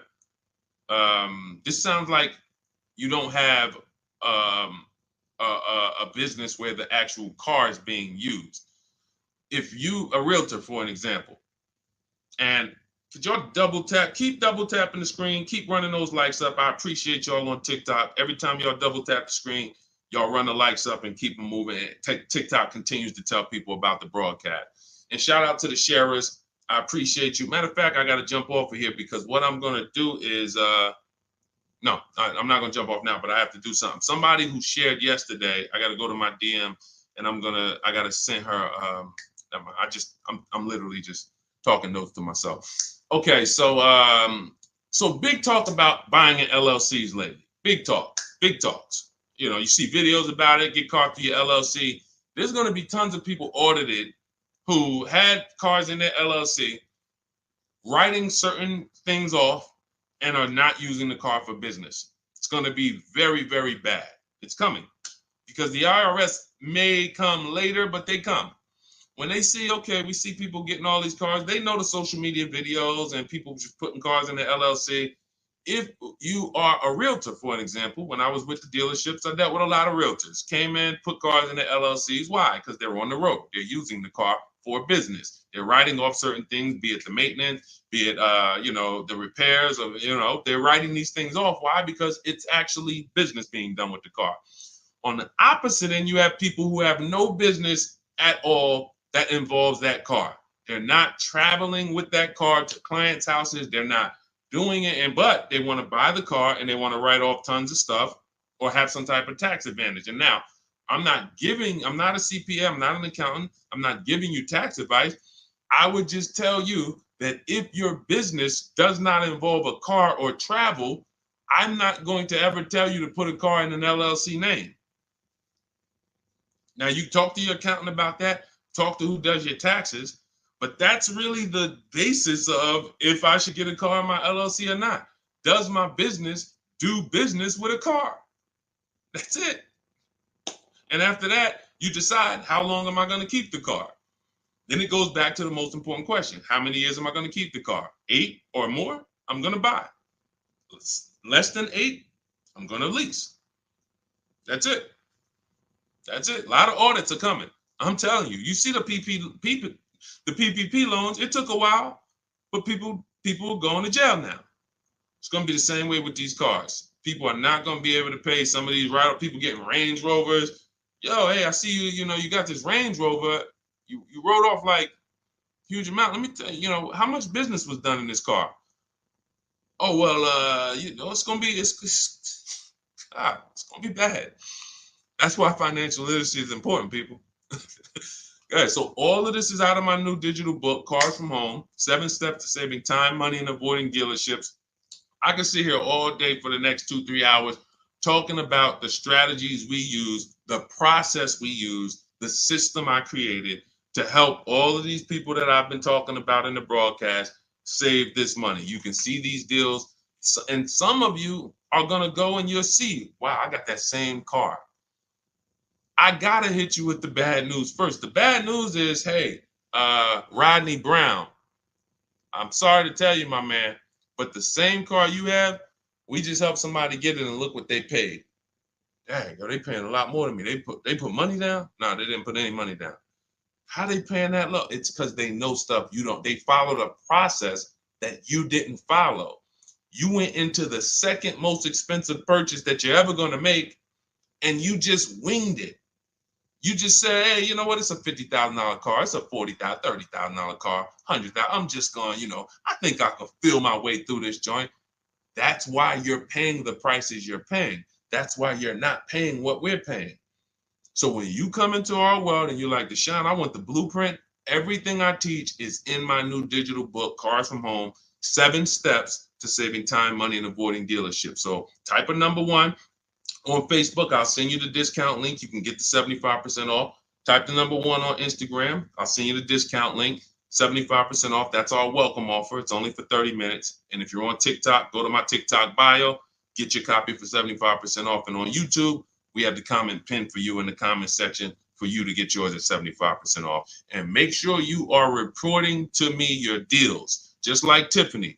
Tiffany, when she got the book, I tell everybody, send me your deals so that I can read them on the show. Tiffany got a Mazda CX-90, just got it, $44,820 car. From home, she said, I believe we got a great deal from what we learned in the book. Look, from home, $6,530.78 discount. Never left the house. Got multiple offers. The dealer that took, look, is a $44,000 car. She basically said, what, 15%, 16% off then that? People go in and say, hey, get me the MSR, get me the invoice price. She blew invoice price away using the book. Get your copy. It'll be in your inbox now. Make sure as soon as you purchase, you screenshot the thank you page. I tell you, you'll see it big. Screenshot this page. Why? There's a support email on there just in case for any reason you don't get the book. It's usually because you type a letter wrong in your email. You're typing fast. You can reach out to my support team to make sure that you get your book. I want you reading it now. I want you using it now so that you can be like Ansley. He said, look, I started the process on, I started the process on Saturday. I accepted the deal Monday. Doesn't take long. Doesn't take long. You can literally be signing a below market deal in 3 days using the strategies. These are not meant to, this isn't going to school. You know, I spend a lot of time in these videos warning you what not to do. In my book, I'm not warning you what not to do. I'm telling you what to do. Do this, do this. Now, all right, you did that. Great. Now do this. Oh, great. Now you did. Now do this. And before you know it, great. Congratulations. Let's get ready for delivery. That's how the book is laid out. All right, so we're gonna jump off. We've been on here for a little over an hour. I know it's early. You'll be able to watch this throughout the broadcast. You know, I can't really answer. Look, I could give y'all BS answers, and I can get through 100 questions. If I give you BS answers, I can zip through 100 questions in 1 hour. Do Lexus give good deals? Well, sometimes got to shop around. Next question. Is there any negotiation on leases as far as monthly payments without putting money down? Absolutely. We get our deals with no money down. That's how we submit our offers. You get at least 5 offers and you'll find out what the best deal is. Absolutely negotiate. Next question. I could do that. Is that what y'all want? Let me know. What I do is if someone asks me a question, I go deep on the answer because this is car buying. This is not, this isn't, hey, I'm going to get a little, you know, I'm about to spend $100, you know, what's your opinion on this, Deshone? You know? So I think from what I know about people, I think you guys appreciate Deshone. Break it down for me. Break it down for me. And if you want more, if you want all the answers, get your copy of Cars from Home and you'll have all the answers. But I like to be thorough. And I can't because all I care about is the result. I don't care about I care about people writing me, Deshone, check this out. Look at my deal. Look at what I just pulled away. I want you writing me, emailing me, proud of your deal. I don't want you running into me one day if you're ever around New Jersey, New York. Hey, Deshone, hey, what's going on, man? Hey, man, I follow you. Oh, man, I used your stuff, bro, man. Oh, cool, man. How'd you do? Yeah, I think I did all right. No, you didn't. No, you didn't. Because everyone that learns from me, oh, man, I have people run up to me. I never shopped like this before. I had all of these dealers, and then the lowest dealer took off all this money. That's the one I went with. That's a person that I know. Congratulations. Great job. You listened. You trusted the process. I care about the result. And that's all I want. I want you to enjoy car shopping. I want you, it's 50, 100 grand, 5, 6 figures of your money. You deserve to enjoy it, and you deserve to pay less than everyone else is paying. That's what I'm here to do. So I'll see everybody who has the book. I'll see you inside. Use it. You'll see I link to a couple videos in there. You'll see it's some surprises in there. That's not a traditional book. There's links to videos. I got links to scripts in there. You'll see. You'll see why it's a digital book. And it's a one-time purchase. Anytime something gets updated, like Vroom went out of business a couple months ago, they used to be in our strategies. They were in our marketplaces when we shop for used cars. Vroom was on that list. And they were in the when we do our equity assessment, Vroom was on the buyers list. If I had mailed out a book, if y'all were buying a physical book for for these strategies, that means now I got to make another book, and then I got to say, all right, guys, well, this is edition 2. That was edition 1. Vroom's out of business. Next thing you know, you're getting edition 40, and you're like, dang, every time a new website comes out, because we do online, dang, I got to buy another book. Nope. With Cars from Home, what we did, soon as Vroom went out of business, I went in, I updated the master file, uploaded it, all the thousands of people that have the book, and about 9,000 people have the book right now. So this is, you can go on Goodreads, you could type in the Cars from Home book online, you'll see, oh shoot, this book is out there. It's already 5-star rated. So this is what it's about. Results. Grab your copy in my Instagram bio or my Facebook bio, or everybody that types the number 1 on Facebook, I'll DM you the link exactly to get this discounted price. Everyone on TikTok, you go to my TikTok bio, click that website, and get your 75% off. And then on YouTube, we have it pinned in the comments. So use this stuff, win with it, write me with your deals, y'all. Stop overpaying. You don't want to be like these people out here. You don't. They're getting hammered right now. They think there's no deal. Oh, when is the market going to get better? It's never going to get better for them. It's never. They're going to keep doing the same thing. And it's sad, but that's not what we're here to talk about. Let's get you to paying less than everyone else. All right. So I'm gonna jump off, y'all. Have a great day. We'll be back for another stream, sometime next week. I'll see you soon.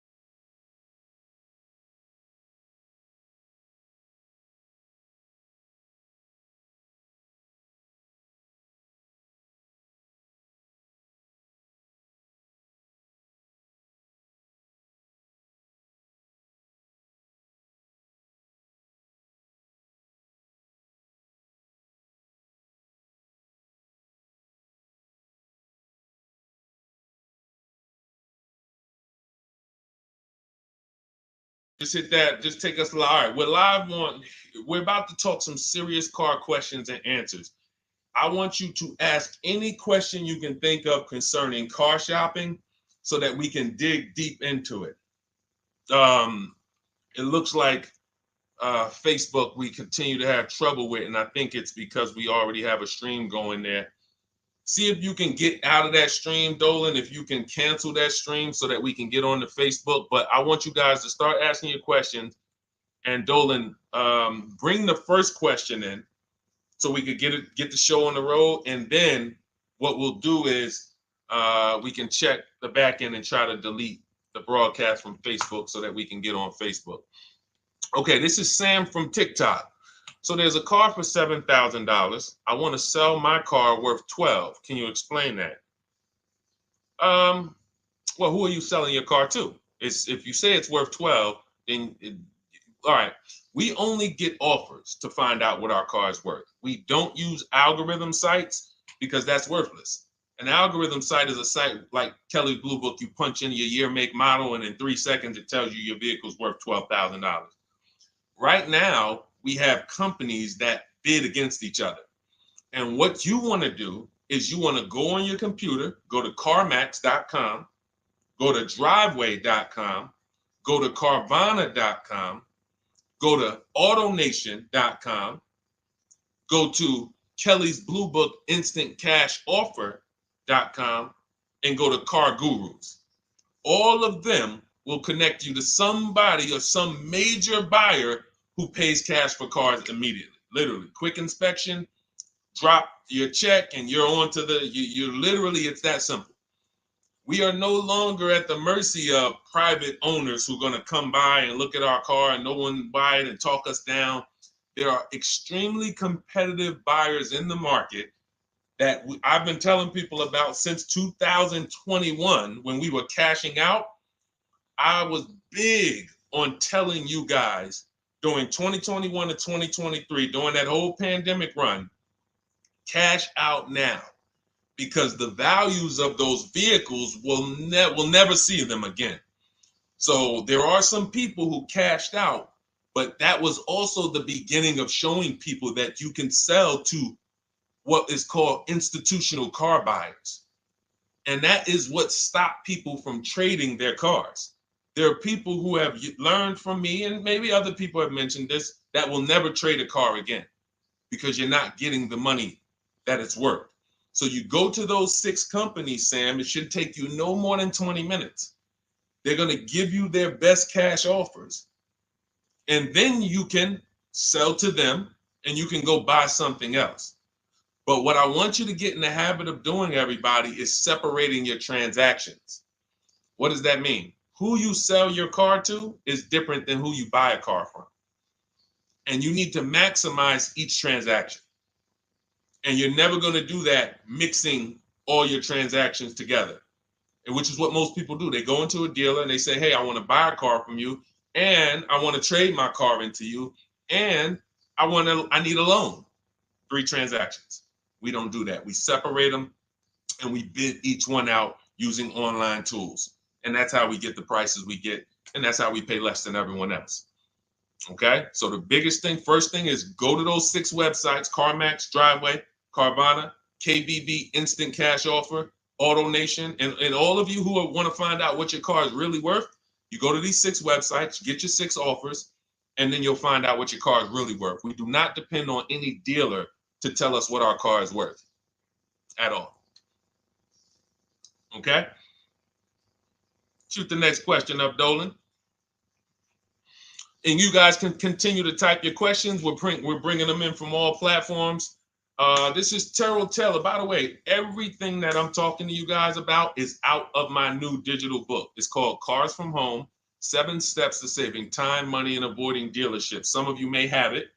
If you have it, shout out to those who have it, and shout out to those who've used it to actually pay less than everyone else. And make sure I want you to be like Tiffany. Send me your deals. Send me your deals. When you get your cars, I want you to actually send me the results. Look, this is, oh no, that's not Tiffany. That's someone else who used the book. Look, used the book, got $175 a month less than her first quotes before she used the book.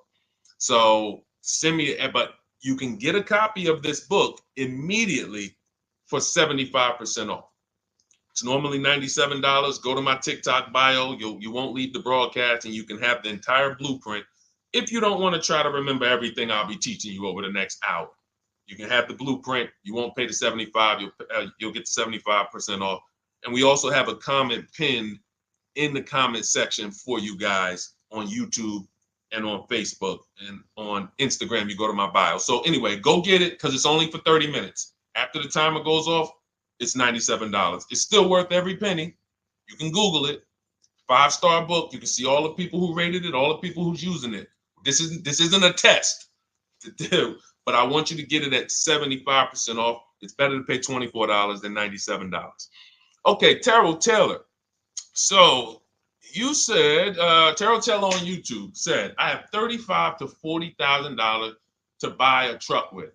Should I buy a used or a late model new, 2022 to 24? So whenever we're considering a late model used car, this is a model like Terrell said, that is 1 to 2 years old. Let me tell you why I don't like shopping for those first.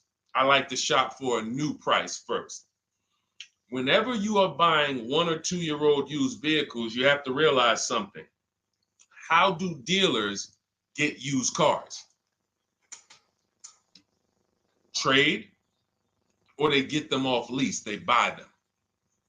When you have not waited 3 years, you're not going to see a lot of used vehicles in that option, because most people don't buy a vehicle and then trade it in 2 years. So you're not going to see a lot of 1 and 2 year old used vehicles. I don't like that, because when there's not a lot of a vehicle, the people who have that vehicle get to set very high prices that we have nothing to compare it to. And that's a recipe for losing and overpaying. I've had people come to me who are looking like you, and what I say is, I say, okay, shop for a new one first. I'm gonna tell you why. When you shop for a new one first, you get to see what the market value is. So take Sean. I'm showing Sean. Some of you have seen Sean. He got an F-150 Lightning XLT, $73,000 vehicle. Using what we teach in getting bids from home, using the Cars from Home system, he saved $21,000 on a new one. That was his best offer. He got multiple offers because we always get at least 5. So his best offer, he saves $21,000. If he had gone to look for a 1 or 2 year old one of this, he would have never known that the new ones he can save $20,000 off of if he shops right. Now, some vehicles, it might be $7,000 off, $10,000 off, $5,000 off. The point is, until you know what the new market is for a vehicle, you can't shop a 1 or 2 year old one.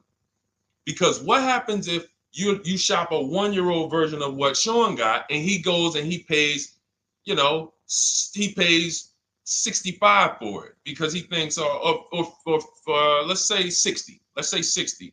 A brand new one, 73. Someone else is charging 60. All right, it's 2 years old. Let me get that one. Not 15 grand off. Problem is, he just overpaid for a vehicle because he could have got a new one for less than he got that 1 or 2 year old one. That's why the recent shoppers, anytime you guys are shopping 1 or 2 year old, you have to shop new first to find out what the market is. Now, in my book, I have my strategies for shopping new online and shopping pre-owned. It's totally different. Pre-owned, you want to go to all the marketplaces. If a vehicle's not on a marketplace, y'all, don't shop. Don't look at it. What does that mean? You ever walk into a used car dealer and you see a used car, but there's no price on it? Type a $ if you've ever experienced this. If you've ever looked at a deal, you've been in a dealership, you see they have a used car, there's no price on it. Type a $ if you've experienced that. Okay, I see you, Terrell. Okay, perfect. I see you, Don Dickey. Okay, perfect. All right, we have enough people. All right, Makeover Forever Studios. I see you. Okay, Todd May, I see you. So this is a common thing. When you go and look at that vehicle, the most dangerous thing to do, I see you, Tony, is to negotiate on a car with no price because they can make the price up. When a car is on a marketplace like cars.com, carfax.com, carguru.com, carvana.com, carmax.com, these are all the marketplaces we shop for used cars at once. It's like a big round robin for us. This is how I want you to shop. Now you must be competitive or no one's coming. Now, there's some people who try to pull a tactic. They'll list a car for 20. They have no intentions on selling it for 20. But they want you to come in, and then they'll charge you more, fees, makeup fees, and all of that stuff. That's why we always call beforehand. But we know the power is online. The competition is online. So when you're looking, Terrell, you're either deciding, all right, I'm either going to look for a new vehicle, find out what the market price is for the vehicle I'm looking for and how much I can save. What's my best offer? You need to get at least 5 offers. I'm telling you, it's going to be big differences.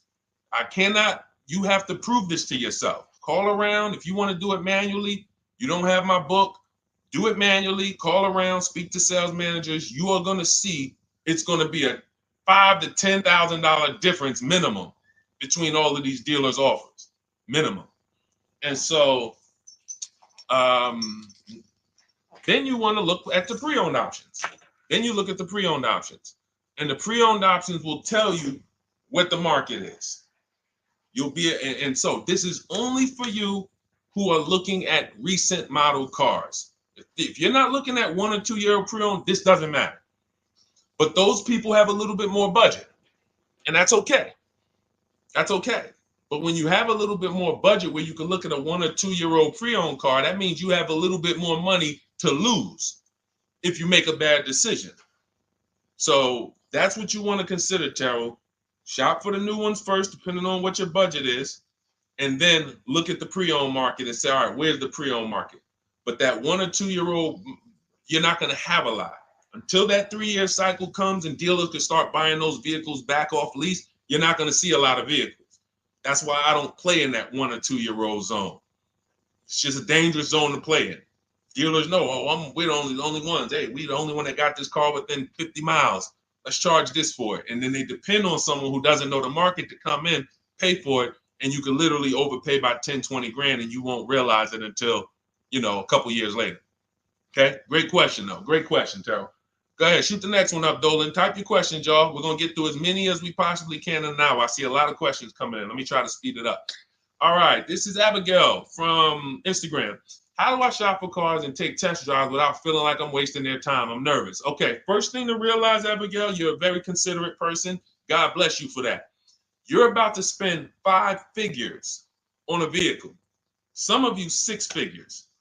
I love the courtesy, but we are the prize. When you're shopping the way I want you to shop, some of you, this is your first time here. You don't even know, hey, who is this guy talking? I spent 14 years in the car business.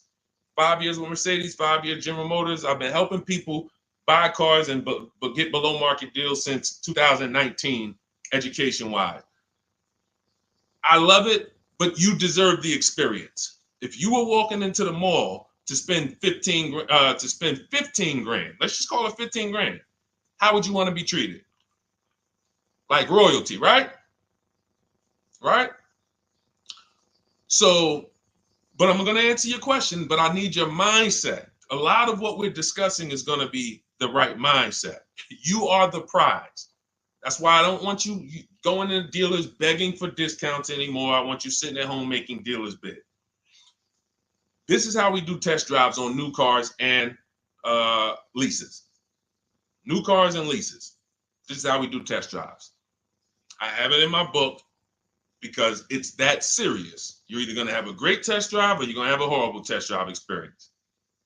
We call and we ask the dealer, who's the most experienced person there? Who does everybody like? Who's the person that, has been there for a long time, just has a great reputation? Oh, that's John. John is just, he's been here 20 years. Everybody loves him. Okay, can I speak to John? Hey, John. My name is Deshone. I'm interested in the Honda Pilot. I just like to test drive it. I'm in the process of deciding what I want. And, do you have this particular model? You have one there that I could test drive?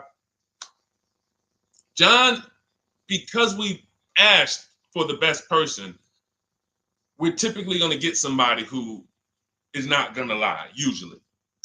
Not a guarantee, but taking these steps, I know these guys. I've been in this dealership. I know most dealerships have one person there who has a good reputation and who cares about that reputation.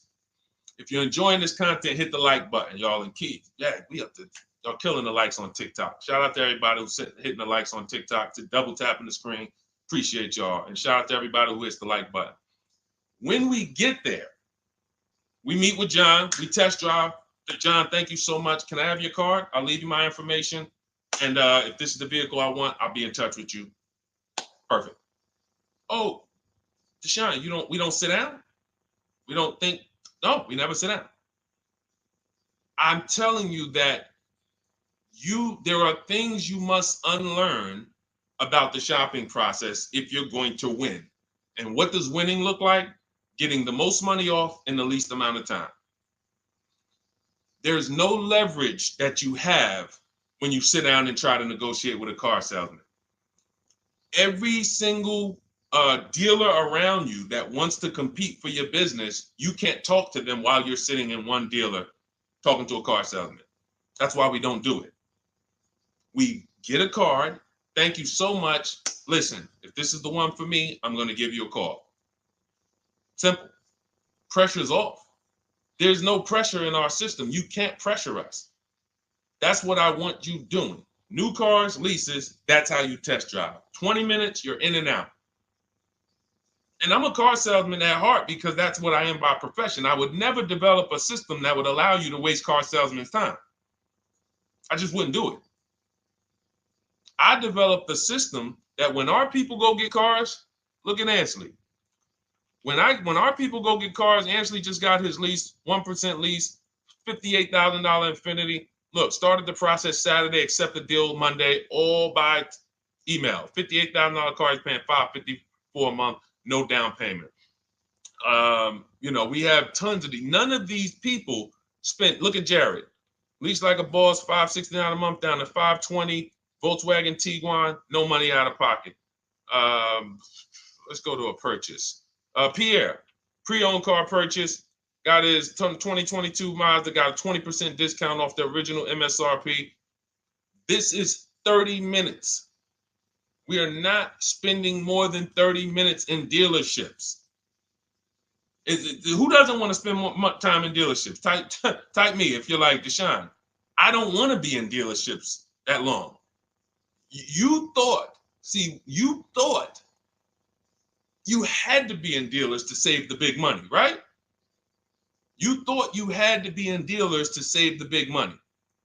I'm showing you as someone who pays less than everyone and who teaches people to pay less than everyone. Look, Kimberly, $20,000 off a Maserati, shopping from home.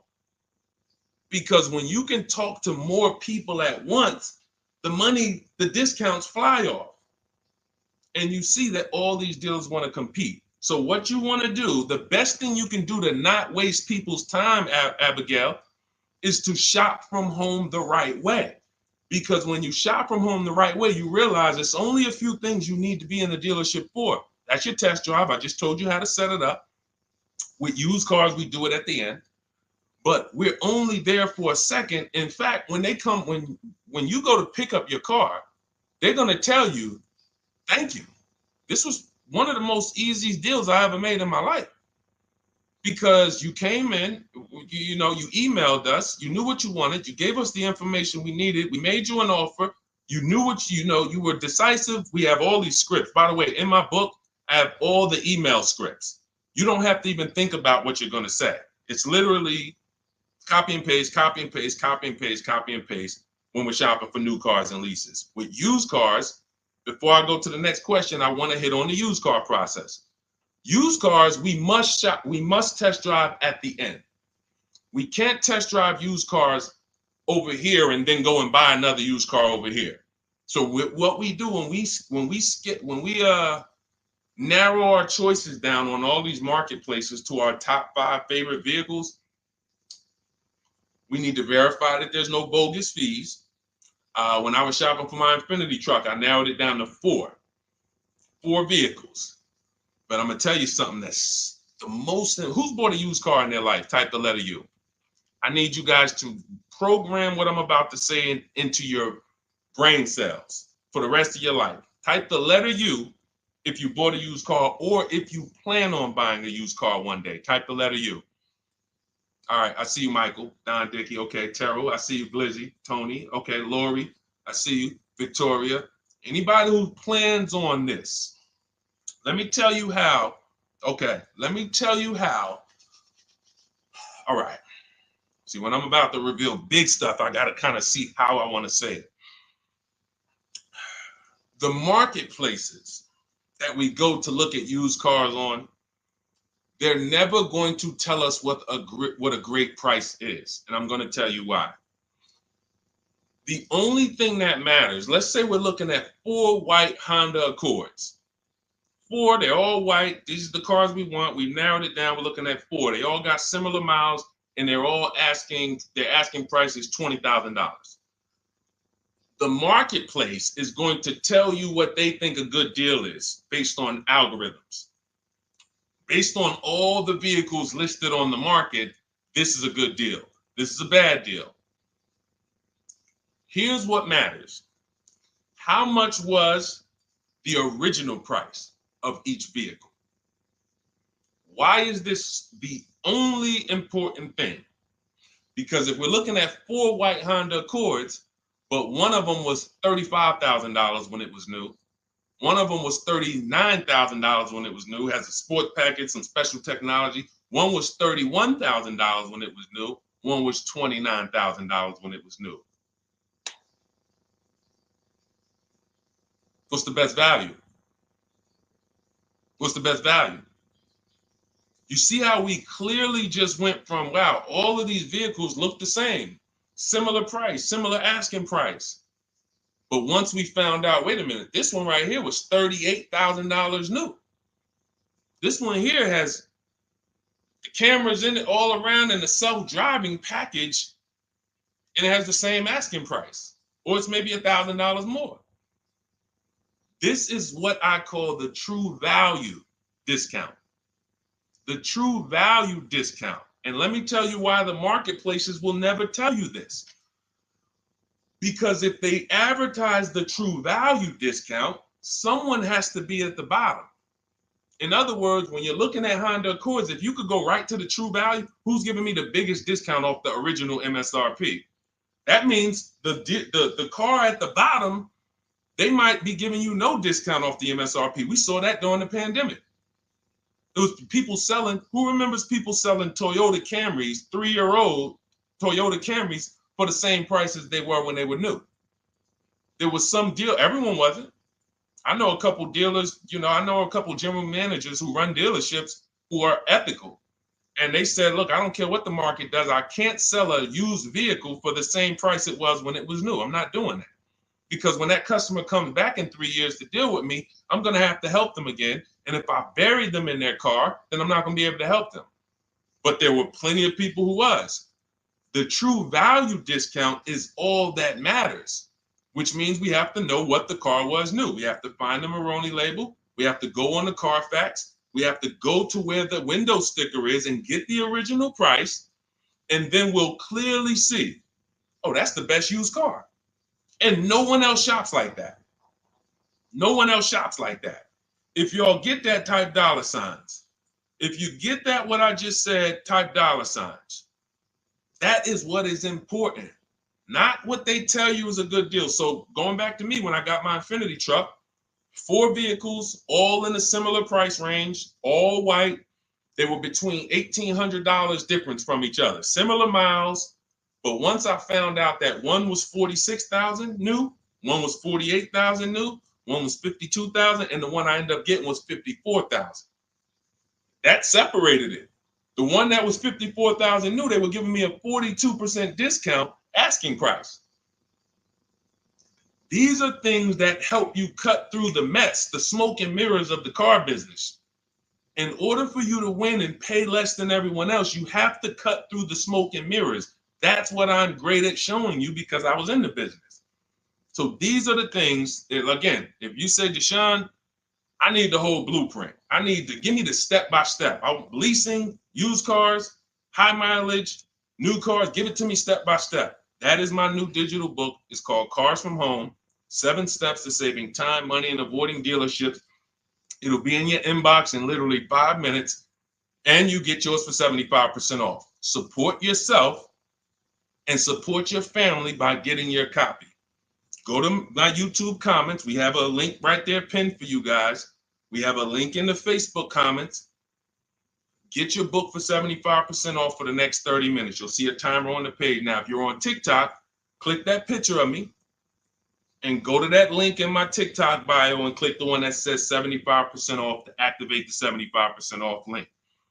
Get your book so that you never have to wonder about this. Now, we're going to continue, but I just know as we answer more questions, some of you are going to forget that. What we just went over in the last 10 minutes, this next question, you're going to forget all of that. All right. Now, Dennis Gamister from Instagram, on a lease agreement, does the deal use the MSRP or the discounted price? So when we're shopping for leases, this is what we do. We get all our offers with, this is how we construct our offers. If you've ever looked on these commercials and you saw, well, Deshone, when I look at leases, though, it seems like, one, they limit me on miles. And then I also see that they want a bunch of money up front. You are correct. But they only limit you on miles according to the miles you told them you were going to drive. They don't pick the miles for you. We select the miles. And what ends up happening is people will, because they typically don't know how to shop, they're negotiating. They'll say, all right, well, my payment's $400. That's my budget.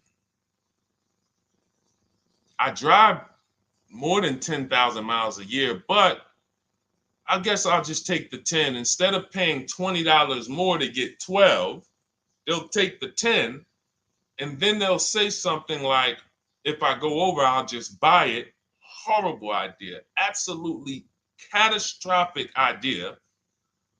Or if I go over, they blame the lease. They literally will get the penalty, get the bill for the 6,000 extra miles that they used, and they're charging them 25 cents a mile now, and say, man, this is why I don't want to lease, because they limit me on my miles. No, they didn't. To save $20 a month, you pick the lower miles. You can customize leases up to 15,000 miles if you want, 18,000 miles. Look at Jen. Jen just got her lease on her Honda. Hold on, where's Jen's lease? She got an 18,000 mile a year lease. Now, the way we shop is 12,000 miles per year, only first month's payment due at signing, and we shop it taxes and fees in the payment. Jen, her best offer on her Honda CR-V hybrid, which is one of the most popular hybrid crossovers in the market, she got $512 a month, 12,000 miles. That's a 1.3 lease. We'll talk about the 1% rule for great lease deals and the 1.5% for overpaying. She gets 1.3. She bumps it up to 18,000 miles per year. But look how much more, y'all. $50. So for $50 more a month, she, instead of driving 12,000 miles, she gets to drive 18,000 miles. And she gets to drive as much as she needs to for $50. Versus her saying, you know, I'm going to take the 12 knowing I don't drive 12, and then I'm going to get penalties and, again, blame the lease. The lease is custom. And the first time I learned about high mileage leases was when I was working at Hyundai. I was a manager at Hyundai for a short period of time. It was a highway dealer. The guy ended up going to jail. It was typical, like, you know, I've worked in some dealers, some phenomenal dealers, but this one was like, if you ever could imagine the prototypical highway scam dealership, I mean, this was it. So I was only there for 6 weeks, but I was a manager. And what I saw was I was taking care of this guy's lease who was just finished with it. He had 72,000 miles on it. And I went out there and I said, wait, you leased this? 72,000 miles? He said, yeah, I always lease now. He said, I used to come in every time I bought a car. My negative equity was ridiculous. $15,000, $10,000. I had to keep writing these big checks. And I just said, you know, let me switch to leasing. A customer taught me about high mileage leasing. That's why when I say car salesmen aren't trained, they're not trained. We learn things by intuitiveness and curiosity, and you know, we're not trained on finance and insurance and leases versus buying, none of that. You know, so anyway, I said, wow. And so I looked at his payment. This guy is only paying like $175 more a month, not even, to drive 25,000 miles a year. So if a normal Hyundai lease was $299, he's paying $450, $475, and he's driving 25,000 miles a year. Boom. Drops it off. Boom. No negative equity, none of the trash that most high mileage drivers are dealing with. So when we are shopping for a lease, we have to shop with our template. Whenever you're getting your lease quotes, it's 12,000 miles a year, first month's payment only due at signing, taxes and fees in the payment. Assume tier 1. That's what we blast out. In my book, I have something called the 25 to 5 strategy. We connect with 25 dealers online. You use my email scripts, copy and paste. We're going to get 5 offers. This will take you. You saw Ansley. He said, I started it Saturday. By Monday, I accepted a deal. This doesn't matter. This is a 24, 48-hour turnaround to start getting offers on these vehicles. Now, once we're looking at offers, we take the MSRP. We take the monthly payment. We divide it into the MSRP. So let's just say we're shopping for a vehicle. It's $40,000. One of our offers is $400 a month. $400 a month. No money due at signing. Just $400. We drive off. We divide that into the MSRP, not the selling price. The MSRP. So now we divide that into $40,000. we can see and we multiply by 100, that's a 1% lease. The 1% lease rule has been around for the last 20, 30 years. If you could lease a vehicle and the offers is under 1% of the MSRP, it's a steal. Great value. Because a $40,000 vehicle with no money down to buy would cost probably $800 a month on a 5-year loan. So it's incredible value. It's a steal. You don't have to worry, am I overpaying? Nowhere near. You're still in the vehicle. And we have some people who shop from home using the car. If you're Deshone, do those deals really exist? If you're on YouTube or Facebook, you can see right now, look, Greg got a 1% lease on his Kia EV6 Win, $527 a month, $56,000 vehicle. Look, Zafrina, $579 a month, $65,000 vehicle. Ansley, you saw Ansley's Infinity. Rosalie's Infinity truck. Right here. Look, it's paying $592 a month, $59,000 vehicle. 1% lease deals are out here when you know how to shop. Now, that's a steal. That doesn't mean that's the best. That doesn't mean, if I can't get a 1% deal. In order to get a 1% deal, you have to not just shop. You need major support from the manufacturer.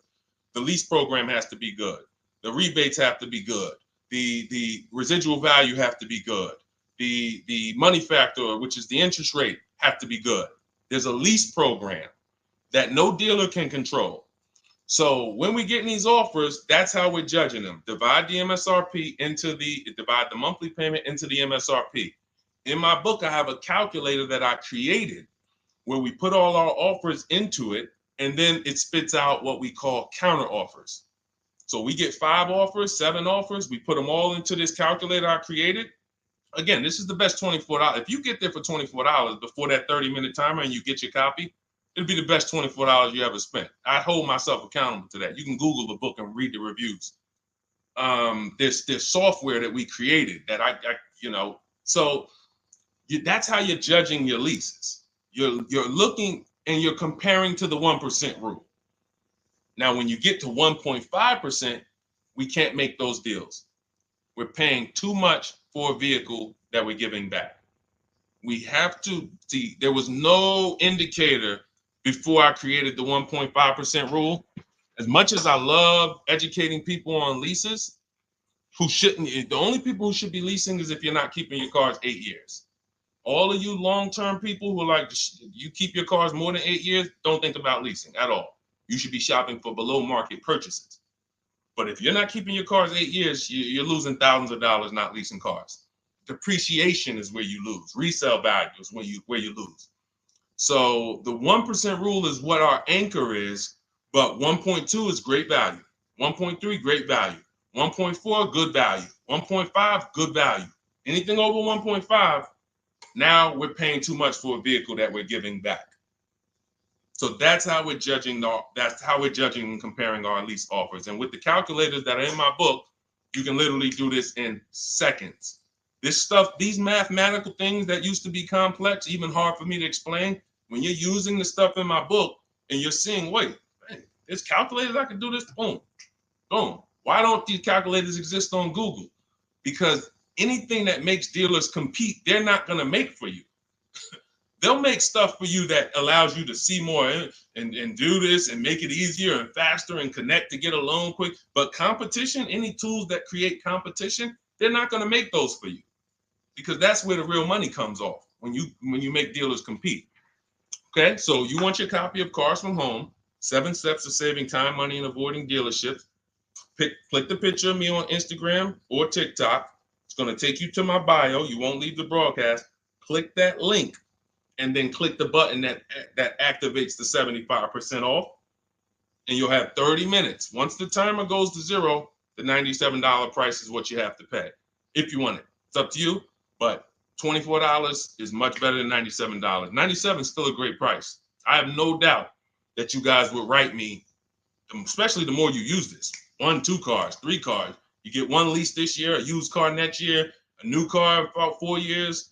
And Deshone, what about when websites change? What about, this is an online system. Websites go out of business. Vroom went out of business. They were in my book. We used to get bids from them. to sell cars to them. When we were shopping for used cars, they were in my multiple marketplace strategy. They went out of business. I went right into the master file, updated the 9,000 people that had a book. It was probably like 2,000, 3,000 at that particular time. And the next time people opened the book file, there was no room. That's why the book is digital. That's one of the reasons. You'll see the other reasons is I have scripts that I link you to. I have PDFs I link you to. Videos I link you to. I couldn't do this with a real physical book. So again, in the YouTube comments, in the Facebook comments, we have a link for you guys to get your book at 75% off for 30 minutes and use it. All right, Dolan, shoot the next one in, brother. Let's go. How old of a used car should a person buy? That's based on budget. I like to start with when we open those marketplaces, Tony, you want to start with the most recent cars. The first thing you're doing when you open up the marketplaces, y'all, first of all, we're creating accounts. Out of all those marketplaces I named, 6 or 7 of them, we use 8. We use eBay Motors, we use Carfax.com, we use Cars.com, Autotrader.com, CarGurus.com, Carvana, CarMax, Driveway, and that's 8. 7 of those, or 6, allow us to create an account. Why is it important to create an account? So that every single new car that matches our criteria, as soon as it's listed, we get a notification. The people who have that notification on, most of them don't know how to assess the market like I'm showing you. So even if they get a notification that the car was just posted, they're not going to have the information to take advantage of it. They're going to hesitate. What we do is the first thing we do after we create our account is we're now assessing the market. Where's the low prices? Where's the high prices? And I'll usually go 3 years back, sometimes 4 years back, and let's assess the market. Now, I have another calculator in the, matter of fact, let me show this to you guys. I have another calculator. It's called the Perfect Budget Calculator. The Perfect Budget Calculator. What this does, you guys can't see this on YouTube, but you can see it on you can't see this on TikTok. But if you go over to YouTube, Facebook, or Instagram, you'll be able to see what I'm sharing right now. Now, what often happens is, let me share this. Hang on. Boom. Okay. So now what often happens is a lot of you will say, I could put down $2,000, but, if I don't have to, then I won't. Or, if you get a car and you pay $15,000, if you pay $500 a month for 5 years, that's a lower price you paid than paying $500 a month for 6 years. So ways to manipulate our budget is to shop within our budget for a shorter loan. This is all stuff where I said, okay, people don't know they need to be doing this. So let's make a tool that does it for them. And this is, you get access to this when you get your copy of Cars from Home, my book.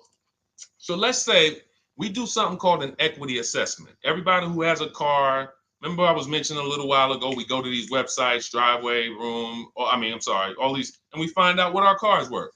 Let's say you're like, man, okay, if I sell my car to CarMax, I'm actually going to have $3,200 of equity. All right, so when I sell, I'm going to put that into my budget. All right, now my down payment, max I could comfortably do is $1,500. That's max. Now, we use the average interest rate.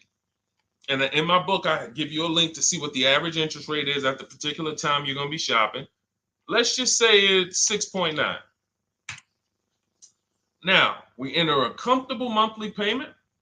Let's say you're like, all right, I don't want to go any more than $425 a month for 6 years. That's my max. You enter your state so we can pull the taxes and we can pull the fees. New Jersey, calculate budget goals. Now it's going to ask you a comfortable monthly payment on a 5-year loan. You might say, all right, same thing. I still don't want to go over 425 no matter what. Perfect. What this does is create multiple goals.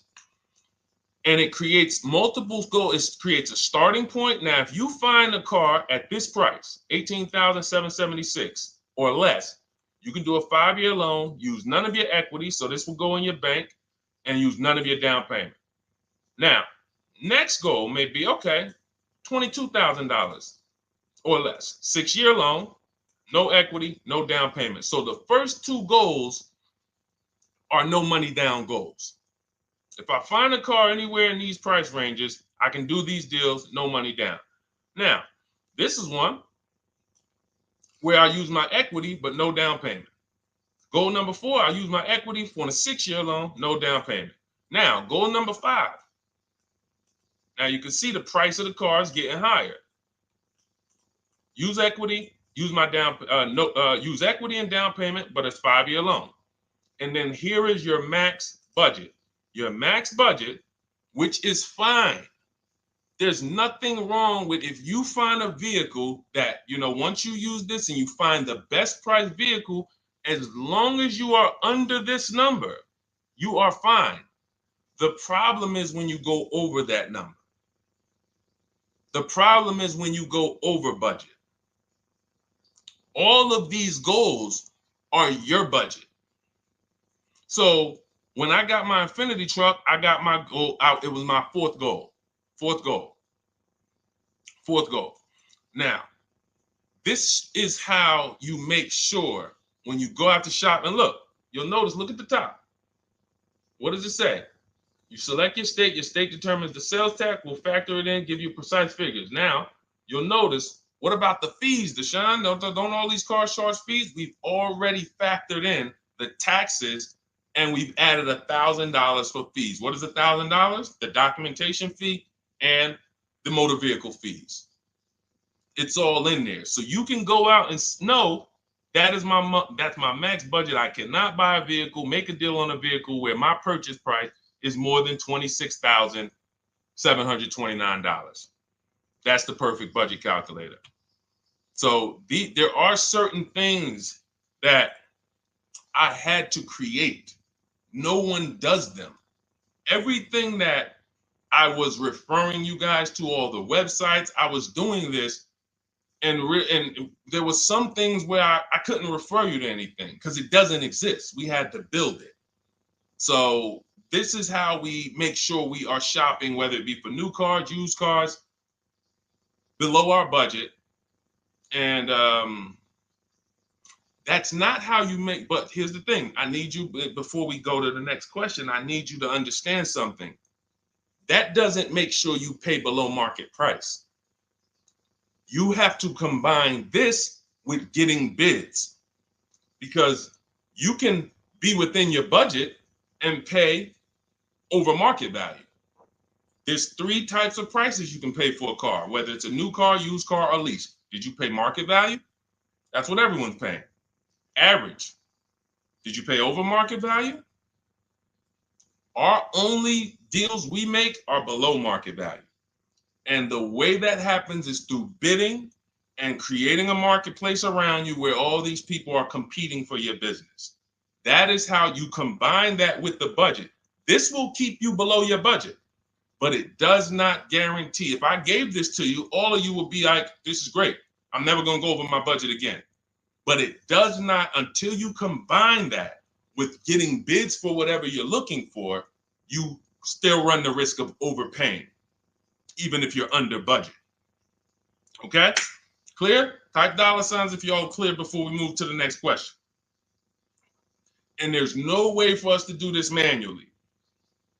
If there was a way that you could do this manually, trust me, I would have told y'all to saw me make a video about it all day on my social media. There was just no way. We had to build software. And in my book, you guys will have access to at least 5 calculators for counter offers for new cars, true value discounts when you put the new price you put the original new price of the used car deal whatever used car you're buying, you put the new car price in, and then you put in the asking price, and it tells you the true value discount, perfect budget calculator. We have at least 5 softwares that I've custom built, and to make sure you guys get great value. So again, I didn't want to be the person who said, you guys know, there's plenty of people who be like, man, the value I'm giving you guys, I'm gonna charge $2.99 for the book. Whatever. The people who pay, they'll save the money. And the people who pay, there'll be some people, because some people are gonna pay, they just see value. Poor people look at cost. Wealthy people look at value. People who are into financial literacy they don't ask themselves, how much does that cost? They ask themselves, what's the value I'm getting from that? And I could have said, well, you know what? I'm going to help you pay less than everyone on new cars, used cars, leases. We'll do $200, $300 for the book. And I only want to sell it to 1% or 5% of the pie. But at the end of the day, my mission is to help as many people want to be helped. And so that's why I said, okay, $97. But even our welcome offer, you got a chance to get it for $24 if you get there before the 30 minutes is up. Okay? YouTube link, get your copy, and make sure you save the support email, guys. If you see it scrolling across the screen. If, for instance, you don't get your book in 5-10 minutes, it's usually because you typed your email wrong. Reach out to my support team. They'll get you the book immediately.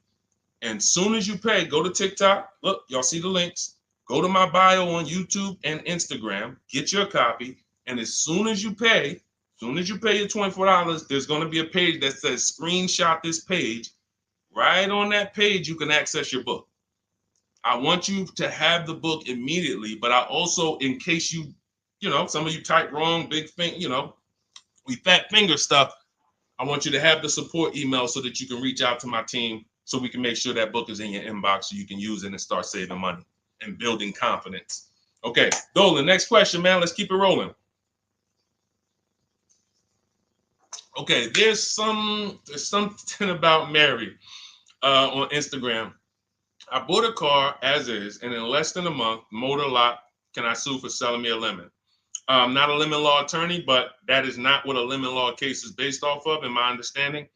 Lemon law case is based on you buying a vehicle and the same thing continuing to go wrong at least 3 times. That's a general overview of, what the lemon law process is. And if y'all are enjoying the broadcast on TikTok, can y'all just double tap the screen and keep running those likes up? Every time y'all do that, y'all help TikTok bring more people here, and I appreciate it. If you're going to spend some time with us and, every time just you hear something you like and you're like, man, we got to share this. Oh, and shout out to Madhu for sharing. Here's the thing. I made a video about this the other day because a friend of mine got a used vehicle and the transmission went out on him in about a month. So it wasn't the engine. But when you buy a vehicle as is, it's very tough for you to have any recourse, anything that you can do, because you're signing a contract that specifically says as is. It's very tough.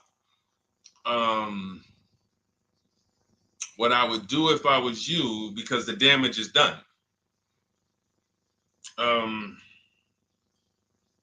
just find out what it would cost me to put a used engine in the vehicle, rebuilt in a used engine, salvage yard. You need to, and especially if you're buying cars that you're paying cash and you're buying as is cars, these are probably cars that are under 10 grand, 12 grand. You need a mechanic. See, because that's a strategy. There is a great strategy called buying inexpensive cars and having a local mechanic so you could do what's right. Oftentimes you could drive those cars for a year or two and sometimes sell them for what you got for them because you've outlived the depreciation. Those cars are not depreciating as much unless you overpay for them. If you overpay for it, then it's going to drop because you overpaid for it. But if you pay a great price on some of these vehicles, you can oftentimes win with this, but it requires skills. One of the skills is, how do I avoid engine issues, transmission issues? So a couple things. for those of you who may be going this route, you need to narrow your search down thoroughly based on title history, service records, accident history. That oftentimes you'll see, if I typed in right now 2018 Subaru Outback longevity. That's one of the things we do. It's in the 4th step of my book. Before we get prices on anything, we do a quick 5-minute search to make sure these aren't bad cars. There are bad cars out there, but there's data that shows us. If I type that in, it'll tell, okay, these vehicles are known for lasting 100,000 to 300,000 miles, depending on how they're maintained. That means you could have a quality vehicle, but if it wasn't maintained correctly by the first owner or owners, it's going to break down. The life cycle is cut short. These are preventable mistakes by simply checking Google. Now, we narrow these things down based on title history, service records, accident history. Once we do that, I don't mind buying a 10-year-old. I bought a car that was it's my around the city car. I drive it probably 200 miles a month. I bought it from a owner in South Orange. He was a 98-year-old man. He's had it for 10 years, and he knew everything about it. He leased it for 3 years, then he bought it. So he's really had the car for its entire life cycle. That's what you want, because you're able to look and see the service records. I don't mind. We have to take the risk off of ourselves, and the risk off of ourselves with used cars to prevent ourselves from buying these used cars that are breaking down on people, and they're always in the shop, and they're dying on the road, and you got to keep the tow truck on speed dial. It's simply a matter of checking to see the reliability records of the car, which is easily accessible on Google, the way I just said, and then making sure the one we get was actually maintained correctly. And that's going to give us the best chance of having a great experience. These are the steps we must take. But in your particular case, there's probably, I don't think you have a case. You can certainly reach out to a lemon law attorney. I don't think you have a case at all. I think because it's buyer beware with cars. It's buyer beware. That means it's on you. If something goes wrong, it's on you. And so what I would do is I would find a local mechanic that I trust, that everyone loves in the neighborhood, and I've been there for 10 years, 20 years. And I would say, listen, can you find out what it would cost me to put another engine in this vehicle? My father did this on his GMC Envoy about 6 years ago. It was a 2008 Envoy. The engine went out on him. He put a new engine in the vehicle. One of the best $2,000 he ever spent, $2,000 or $2,500, whatever it cost him. They put a new engine in that vehicle. He still has it. He's about to sell it for about $4,000. He's had that vehicle from 2013. Think about that. A lot of people, engine goes out, they sell the car. It's worthless now, so they take the loss. Meanwhile, man, let me come up with $2,500, and I still got no car payment for the next 6 years. We don't need to be so quick to go replace our cars. If we follow these strategies, we can actually, I love to see more people doing that. Just go fix the car. But don't go to the dealership to fix it when they tell you, hey, the engine's going to cost $10,000. And what does the dealership say, y'all? When you have these major issues and the dealership tells you the transmission is $7,000 and a new engine is $10,000, what's their suggestion? What's their suggestion when they tell you that? Because they already know you're gonna be like, yo, what the heck? I can't pay all of that. What's their suggestion? Let's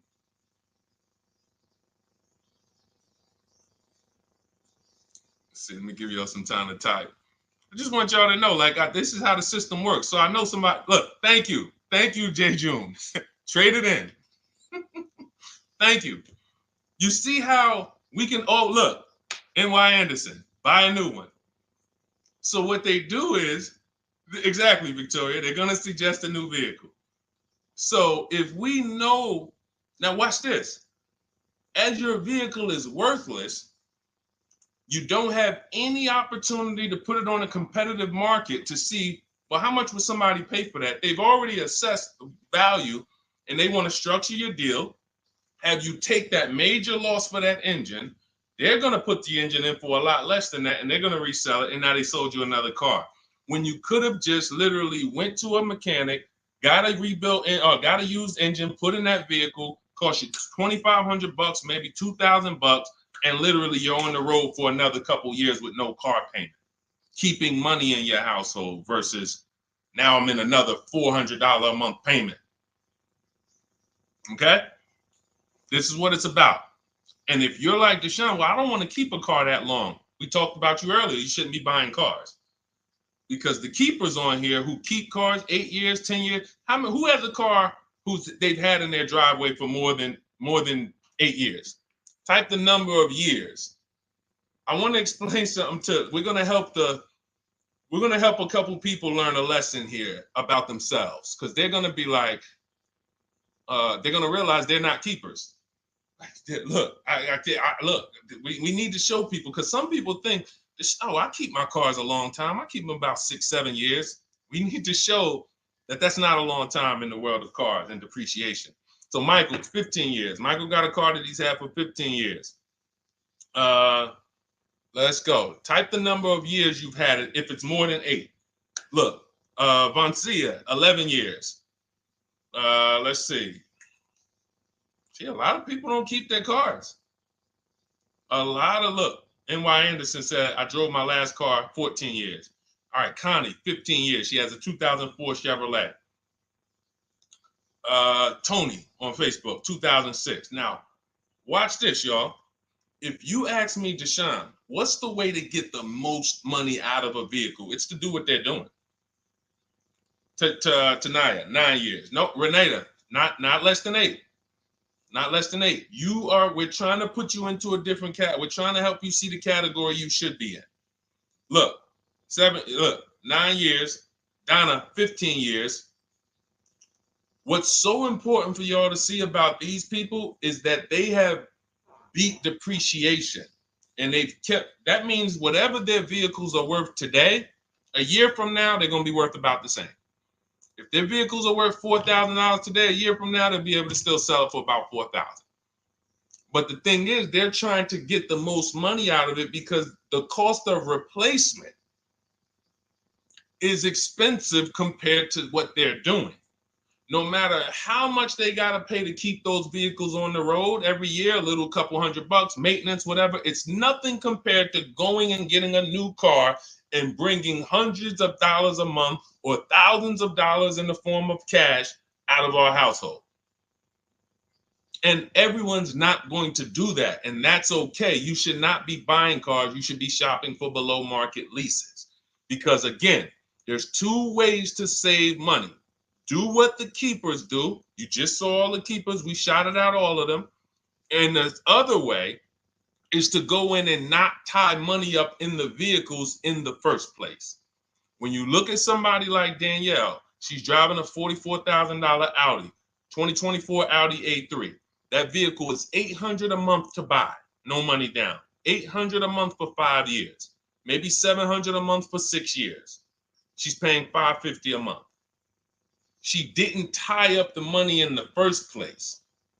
That's the name of the game with leasing. Bonita on her Telluride. This is also to show you it doesn't matter what the market does. The market could be up or down. We're going to pay less than everyone. This is Bonita. She got a Kia Telluride during the pandemic when everybody was paying ridiculous prices. That's why I show her. 2022. Look at the date. She said, I'm driving my dream vehicle, $600 a month. People were leasing. And I know if somebody watching this and they're like, if you leased a Kia Telluride during the pandemic, you are not paying what she's paying with no money down. I know it. I know it. People were DMing me, Deshone, I want a Telluride. They want $900 a month for them.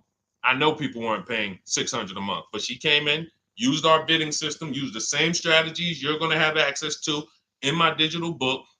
She got $600 a month from home without being in a dealership. Her dream vehicle. This is how you win. You're either going to not tie up your money in vehicles, you're going to drive new vehicles that don't have problems because they're always under warranty and you're paying cents on the dollar compared to people purchasing, or you're going to be a keeper like Michael and like Donna and like the people who said, okay, I'm keeping my vehicle this long. That's why in my book, it's 7 steps. But the first step is to ask yourself how many years you're keeping your next vehicle. That is the first question I would ask you if you and I were shopping together. My first question to you would be, Michael, how many years you want to keep the next vehicle? 8 or more or less than that? If you said to me, Deshone, I'm going to keep it at least 8. All right, let's go for the purchase. New or used, depending on budget, but we're purchasing. We need to find a below market purchase. If you said, Deshone, I'm 6 years max. I can't see myself keeping a car more than 6 years. All right, we're going to shop for a below market lease. Because the money you're going to spend in a below market lease, when you get these below market lease deals, not commercial leases, not what you see on advertisements, those are ridiculous prices. We don't pay those prices. None of these people that you see, Greg, Charles on his Palisade, none of these are advertisements. At thousands less. But when you're putting money in the cars and you're driving brand new cars, this is how it was for me when I was 22. This started for me at 22. I was working for Pontiac, and I leased a brand new Pontiac G6. It was $256 a month. $256 a month. It was like a $21,000 vehicle. Same time, I had a friend of mine. She got a I don't want to say it because she might be watching this, and this is no shot at her. I didn't understand enough to teach her back then because I was new in the business. She went and she bought, let's call it a Honda Civic. Now my car was bigger because the G6 was a mid-sized vehicle. The Honda Civic is a compact vehicle, but she bought it. $20,000 vehicle, 22, whatever it was at the time, paying almost $500 a month. Like that's a $500 payment. That's what it is. So my young household, I got a newborn daughter. I got a new car I'm paying $256 a month for. Same time, it's got families around me there in their 20s, but they're paying $500 a month. This is what showed me, wait, something's going on. And I never stopped. I bought a used car at that time, but since I've had 4 Infiniti leases, I've had a Jeep Grand Cherokee lease, and people always think, D, you must be paying ridiculous money. I see you get new cars every 3 years, but they don't. I'm driving $40,000 cars, $45,000 vehicles. I never paid over $400 a month. Not one of my lease payments was ever. I remember I got this Jeep Grand Cherokee, and it was a $35,000 Jeep Grand Cherokee Laredo, 2018. When I got my offers, the best offer was $330 a month. 12,000 miles per year. And that's what I was driving. If I was driving 15, I would have bumped it up to 15,000 miles per year. I got $330 a month. I went in there and I gave them $330 for that Jeep Grand Cherokee, and I drove off. $35,000 vehicle. This is what I'm telling you guys. This is what is called deal structure. If your deal is not on the right foundation, if you buy but you should have leased, you're overpaying by thousands and thousands of dollars. And you're going to have subpar vehicles with that run out of warranty, and you're going to have the same payment. You're going to have higher payments. I need you out of these 2 categories. I need you in one of these 2 categories. I'm either going to keep my vehicle long enough to beat depreciation, 8 years or more, or I'm shopping for a below market lease. I'm not going to be stuck in the middle no more, buying vehicles and then selling them while they still have a loan on them, negative equity and all of this stuff. This is paramount. Okay, the buying versus leasing thing. I need most of you to put this to bed today. And I think I'm one of the only people that goes into buying versus leasing by the numbers. It's not opinion based. It's not, oh, I think you should lease if you're depending on the car here. It doesn't matter the car. Doesn't matter the car. You can see Teddy's, let's show Teddy's luxury. Teddy got a BMW. Doesn't matter. He wasn't going to keep it 10 years. Look, goes on a BMW 2024 i4 M50. It's a $73,000 vehicle, $856 a month. $856 a month. Look, he said the dealer's initial offer came in at $937 using the counter offer calculator. Using the counter offer calculator, he counted at $829. 8:56. If you just jumped on the broadcast, I showed you some of the calculators that I created that are in this book. In my book, there's a reason it's 5-star rated. There's a reason people that you can go read what your peers say about that book. Get your copy for 75% off. It's in my TikTok bio. Click that picture of me. Click the link. Same thing on Instagram. Go to my bio, click the link, and you'll see a button that activates the 75% off book.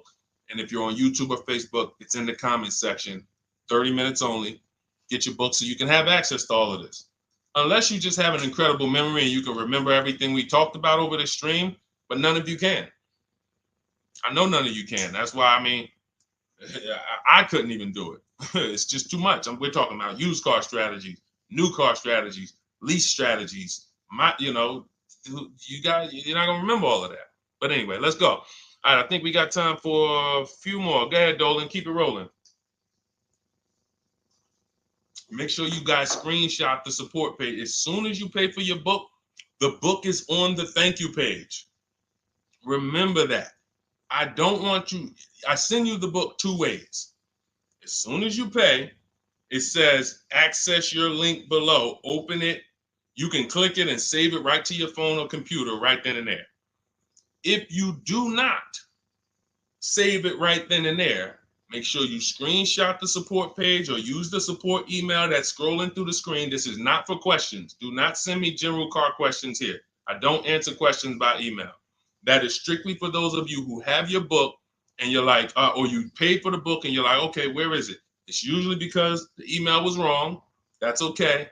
Hit that support email so that my team could send you the link out so that you can have your book today and start digging into it and using it. Even if you're not shopping right now, you can still map a plan out. Go ahead, Dolan, shoot the next question up.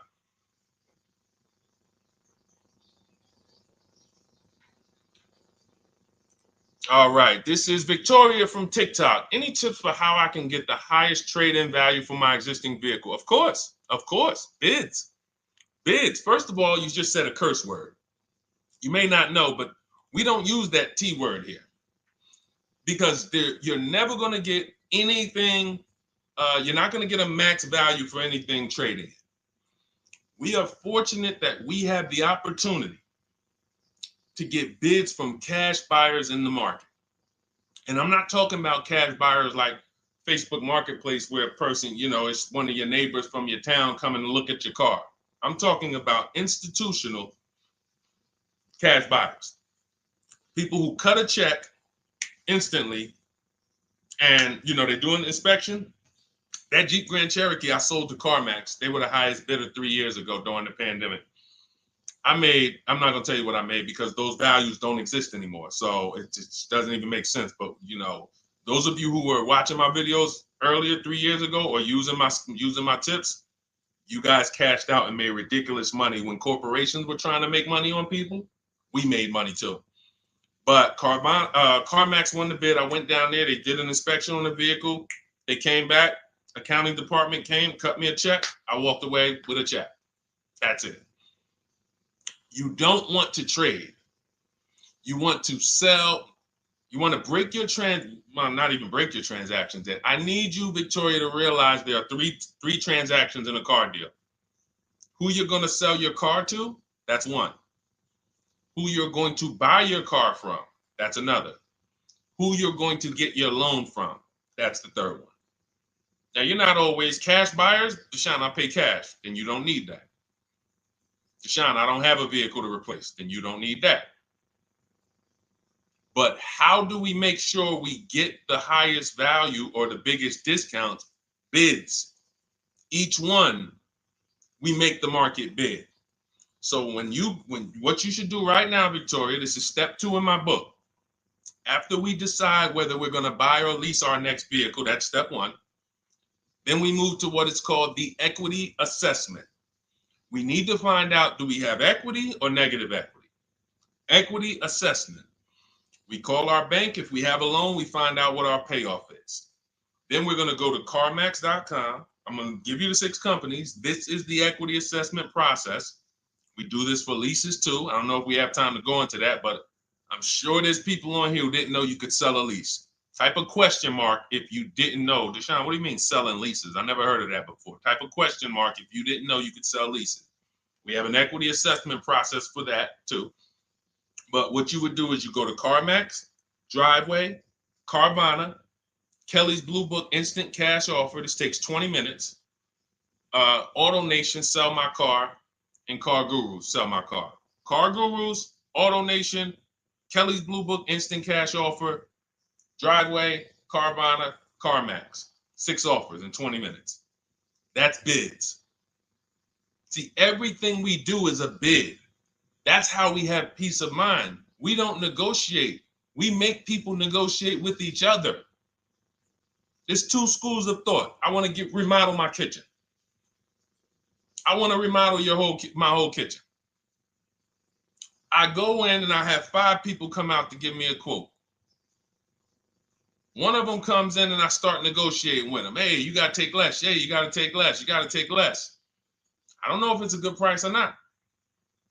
But when I come in, the first person comes in, I say, hey, okay, great.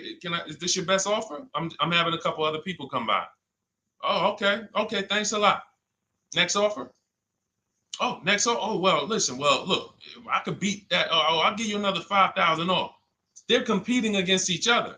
When someone knows you are shopping their competition, you're making them compete with each other. They're negotiating with each other, not with you. That's a bar. Type of exclamation point if you got that.